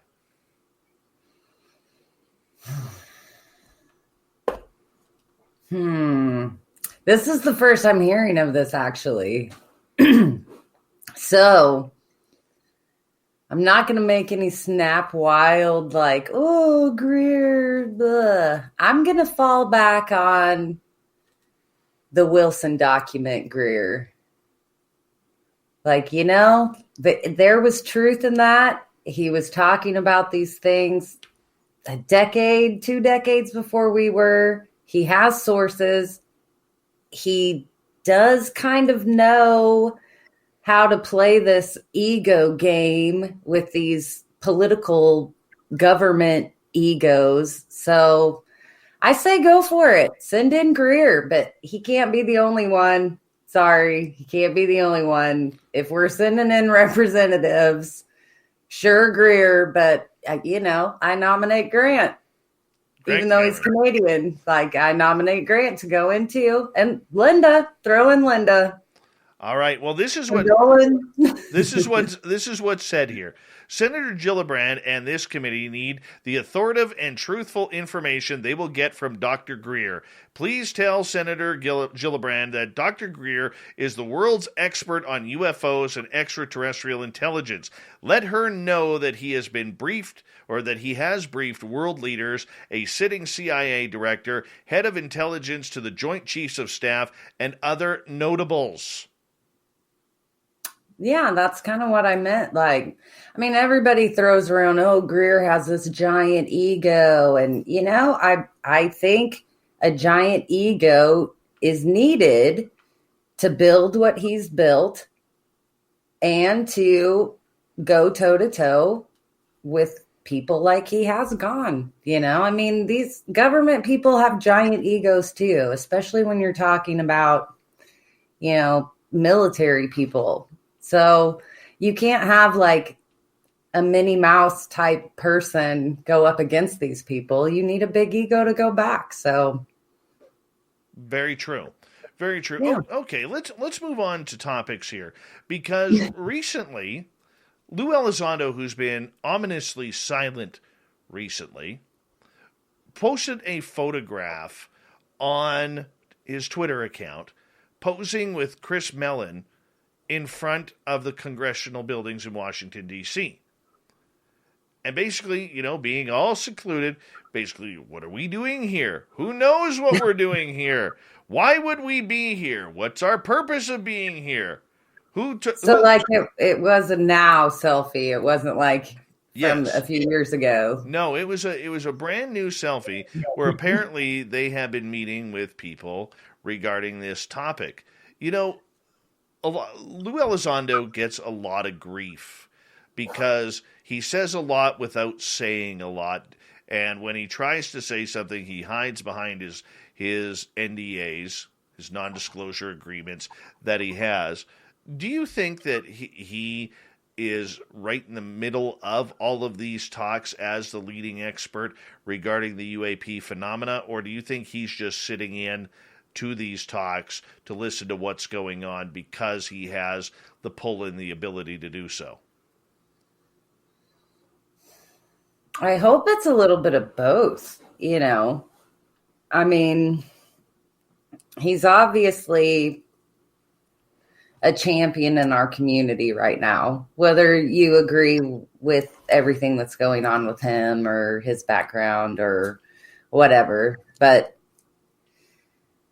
I think the more faces we can put to this, the better. And if he's going to be in there and kind of steer it in our direction or be a part of it, then I think, it's all hands on deck. I'm kind of excited because I've been calling this, his third gear, like what's going on? And they're saying it's all behind the scenes. So it's behind our scenes, but it's, he's doing what he does. That's what he's here for. Let him do it. Do you believe, though, that he really does have ufology's best interest at heart? Here, this is what they always say about experiencers, right? I believe he believes he has ufology's best interest at heart. So, there. There we go. They fell off. Okay, on the flip side of this, there's a lot of people who believe he has an agenda because he does have his book coming out where apparently it's going to be a lot of information that he hasn't shared recently. Everybody is quickly anticipating what is going to be happening there regarding the information. Do you think, though, that we are looking at the precipice of something big coming out with a major announcement soon? Whether it's from Lou or whether it's from government officials. I think for the last 2 years or the last year especially, we've been in this ebb and tide of information. And I think, now that we're in this third or fourth cycle of it, shame on you if you don't really believe that buzz that something's coming, because it has and it's going to continue. So, I mean, some people can say that they want what they want, and I've never spoken with, I call him Lou all the time, and that feels so disrespectful because I've never met him, but he's doing his job. We need to stand behind him. I know people think that he's a liar or he's a spin artist or something, but, I've been called that in the last week myself. So I think it's a pitfall we all face, and Lou will get there. I think I haven't caught him in a lie yet. Let's put it that way. If he says something's coming, something's coming, and I'm excited for that. And a selfie with him and Melon, well, when the two of them buddy up, stuff comes out. Discs appear, things get exchanged. So, I mean, I'd be excited to figure out anything that they're doing together. So, I want more than a selfie and a tweet, though. And if I have to wait for a book, that's fine. Of course, I'll buy it. So, we all have our agendas, I guess, is one way of putting it, whether they're big or small. There you go. It is very interesting, to say the least. Down in Australia, journalist Ross Coulthart announced a story about Australian UFOs and some of the sightings that they have had down in Australia regarding this phenomena. Of course, we're all familiar, if you're into this subject, with the secret military base there called Pine Gap, where there's not a lot of information about what's going on. But one of the things and one of the stories he shared was about a crucial witness named Tanya, who went to West Hall High School in 1966, where there was a UFO Tic Tac style seen hovering near the school. She then described in her story about how she was approached as a child by American officials, almost like Men in Black, telling her to be quiet about what she saw in the interest of national security. Men in Black. Now, granted, we don't hear a lot of Men in Black stories about today, but back then they seemed to be quite fervent around popular sightings around here. Do you think the Men in Black were or had the ability to be American down there, worried about Australian sightings of a child? When I first heard this, and I meant to do some digging on it, to me, this snidbit of narrative kind of harkens back all the way to Donald Kehoe doing his tours. And, you know, when he went to Australia and was trying to like sound the alarm that there was this, you know, UFO cover up happening, that there was something in our skies, you know, I believe he had gathered reports of maybe not necessarily men in black, but government or U.S. government officials interviewing witnesses there. So, I mean, whether it's men in black or the U.S. government, you know, coming into cases in other countries, I think, yes, that happens. I think it's been happening throughout the modern history of ufology. So they are an allied nation. It kind of makes sense in some realm of thinking, but I think it's interesting. And if Ross Coulter is blowing the whistle on something, I think, you know, that makes everybody's ears perk up like, huh? Yes. So, all right, I want to get your opinion on Director of National Intelligence, Avril Haines, along with Bill Nelson from NASA, recently starting to use the word extraterrestrial in their conversations. No longer are we hearing Russia. No longer are we hearing China. No longer are we hearing the words foreign adversary. But this is the first time we're hearing some very important people regarding this subject use the word extraterrestrial when talking about the adventures of these Tic Tacs that have been formed. This is a big step. Okay, we have heard about these phases, Nicole. Phase 1 was introducing the mainstream to the public. Phase 2 was the start of confirmation that this isn't anything of human nature and made by humans, and we need government to start talking about this. Have we officially or unofficially started phase 3 from what I'm hearing, which is the extraterrestrial phenomena? I think it might be the rumblings of it, you know. When we talk about these phases, Steve Bassett's truth embargo always pops up into my head, you know, and that's one thing he's been saying is, you know, that extraterrestrials, that word, or, you know, it's going to enter the conversation.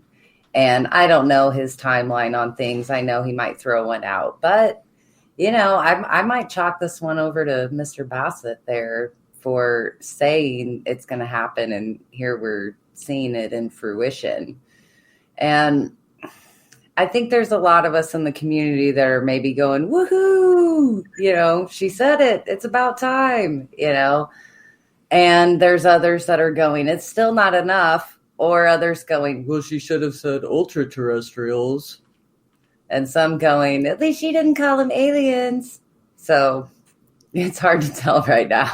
No, and I get you, but is the mainstream media, in your opinion, missing the entire point of the words extraterrestrial now being used in the symbolism of these craft? Don't they miss a lot these days? I mean, we could harp for another 20 minutes on journalism ignoring this or not paying attention enough. I mean, what disaster do we really want to blame it on this week? We've heard all through the last year that it's like, oh, COVID, the headline, COVID, Trump. We're not hearing about disclosure because of this. So, I mean, I don't know. It goes hand in hand. We'll just have to take it for what it is and keep going. It's a good thing. All right. Extraterrestrials, like, we'll get there. We'll get to ultra-terrestrials in another 60 years. It's all right. Nicole Sackage filling in for John Hudson, who is ailing, who is normally here for the Unbiased UFO Report. Nicole, you are absolutely wonderful. If you want to stick around, we'll put you behind the scenes here and let you go because it's time for us to get to Shirky Poo's news. Bye, everybody. Thanks. Thanks for letting me fill in.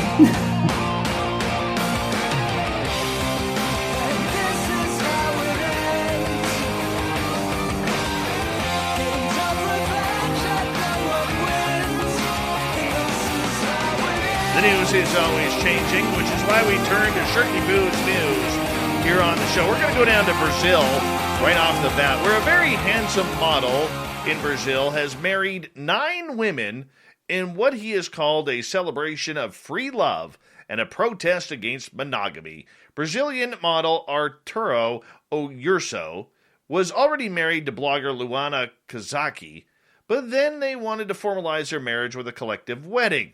The pair are swingers and are known for their love of stripping off their clothes, thankfully in places where clothes are more of an option than a requirement. Urso and Kazaki spent their first marriage's honeymoon in Cap de Gade, and also known as the Naked City, a self-contained town in France where nudity is legal and encouraged. So, earlier this month, Kazaki was seen walking her masked and collared husband on a leash through a crowded train station. People were surprised by the costume, said Orso. We were also reprimanded. But their fetish doesn't stop there.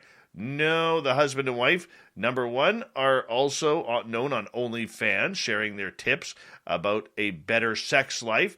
But now they have their own harem. They've married 8 other women and welcomed them into the field. Free love is alive and well in Brazil. All right. Hey, this is a pretty polite bear. A black bear walked inside a California 7-Eleven and gave the worker, of course, quite a fright. But guess what? It's also very health conscious, too. No, the bear was not wearing a mask, but while in the store, trouncing around, looking to see what kind of rubbish it could find and junk food it could steal, the bear decided that before he grabbed anything, he was going to set off the automated hand sanitizer dispenser and dropped a few onto his head, which in turn he grabbed his big paws, started massaging it in, giving a few hand rubs together, and therefore he was statistically clean. And yes, he did sing happy birthday twice in order to make sure that the sanitizer got to all the relevant spots for clean paws. The bear eventually left the area, but not before getting shot by rubber bullets. You know, no, the bear was not hurt. It just got scared and decided to knock over some trash cans on its way back into the forest. All right, a Miami, Florida mansion once owned by Madonna is back on the market with the seller, a very pampered German Shepherd. The Vogue hitmaker sold the waterfront property to the trust of a German Shepherd named Gunther VI in 2000, and now the hound's managers are offloading the pad. The high-living hound was born into the lavish lifestyle of his ancestor Gunther III, who was awarded millions when his owner, German Countess Carlotta Liebenstein, passed away in 1992, according to the Associated Press.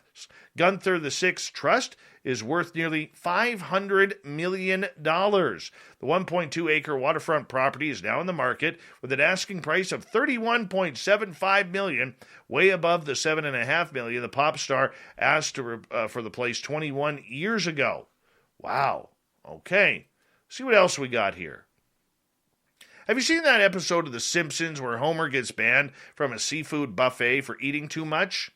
Well, Homer's real-life equivalent has been found in China, where a man goes by the name of Mr. Kang. Yeah, not Mr. Plow, Mr. Kang. And just like Homer, Mr. Kang can eat immense quantities of food at once. Just like Homer, he's been kicked out for good of the Handati Seafood Barbecue Buffet, one of his favorite restaurants.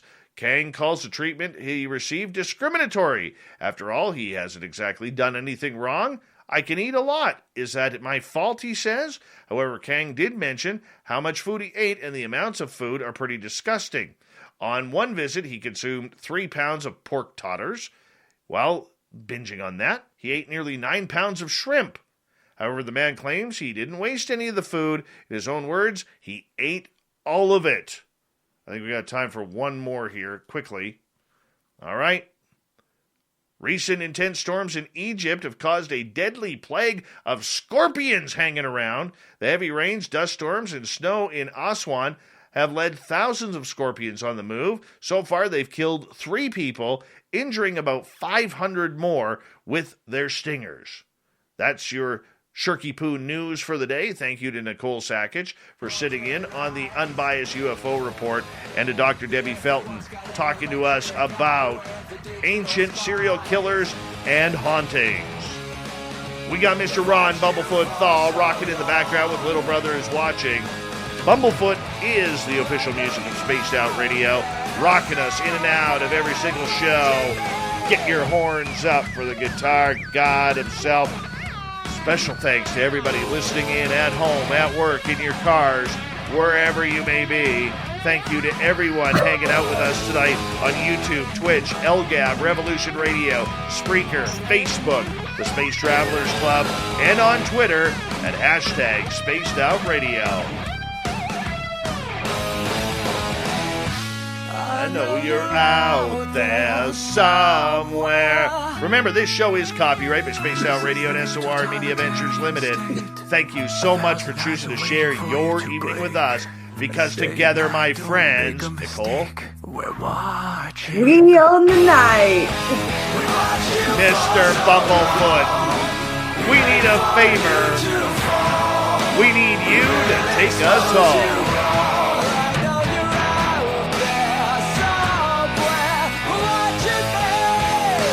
Yes, the Woo train has docked for the night. But soon, my friends, we shall ride again. Your seats are always available. Your tickets never expire. And if you want to bring a friend, we've got room for them too. Good night.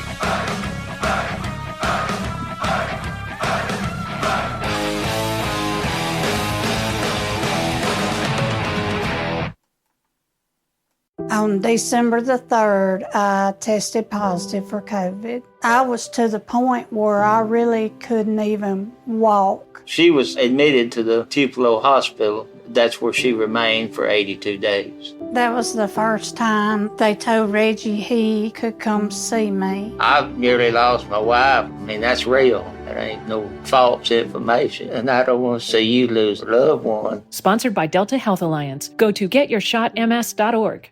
At Capella University, you're in control of your education. With the game-changing FlexPath format, you can set your own deadlines and move at your own pace. The faster you move, the more you save. Visit capella.edu to learn more.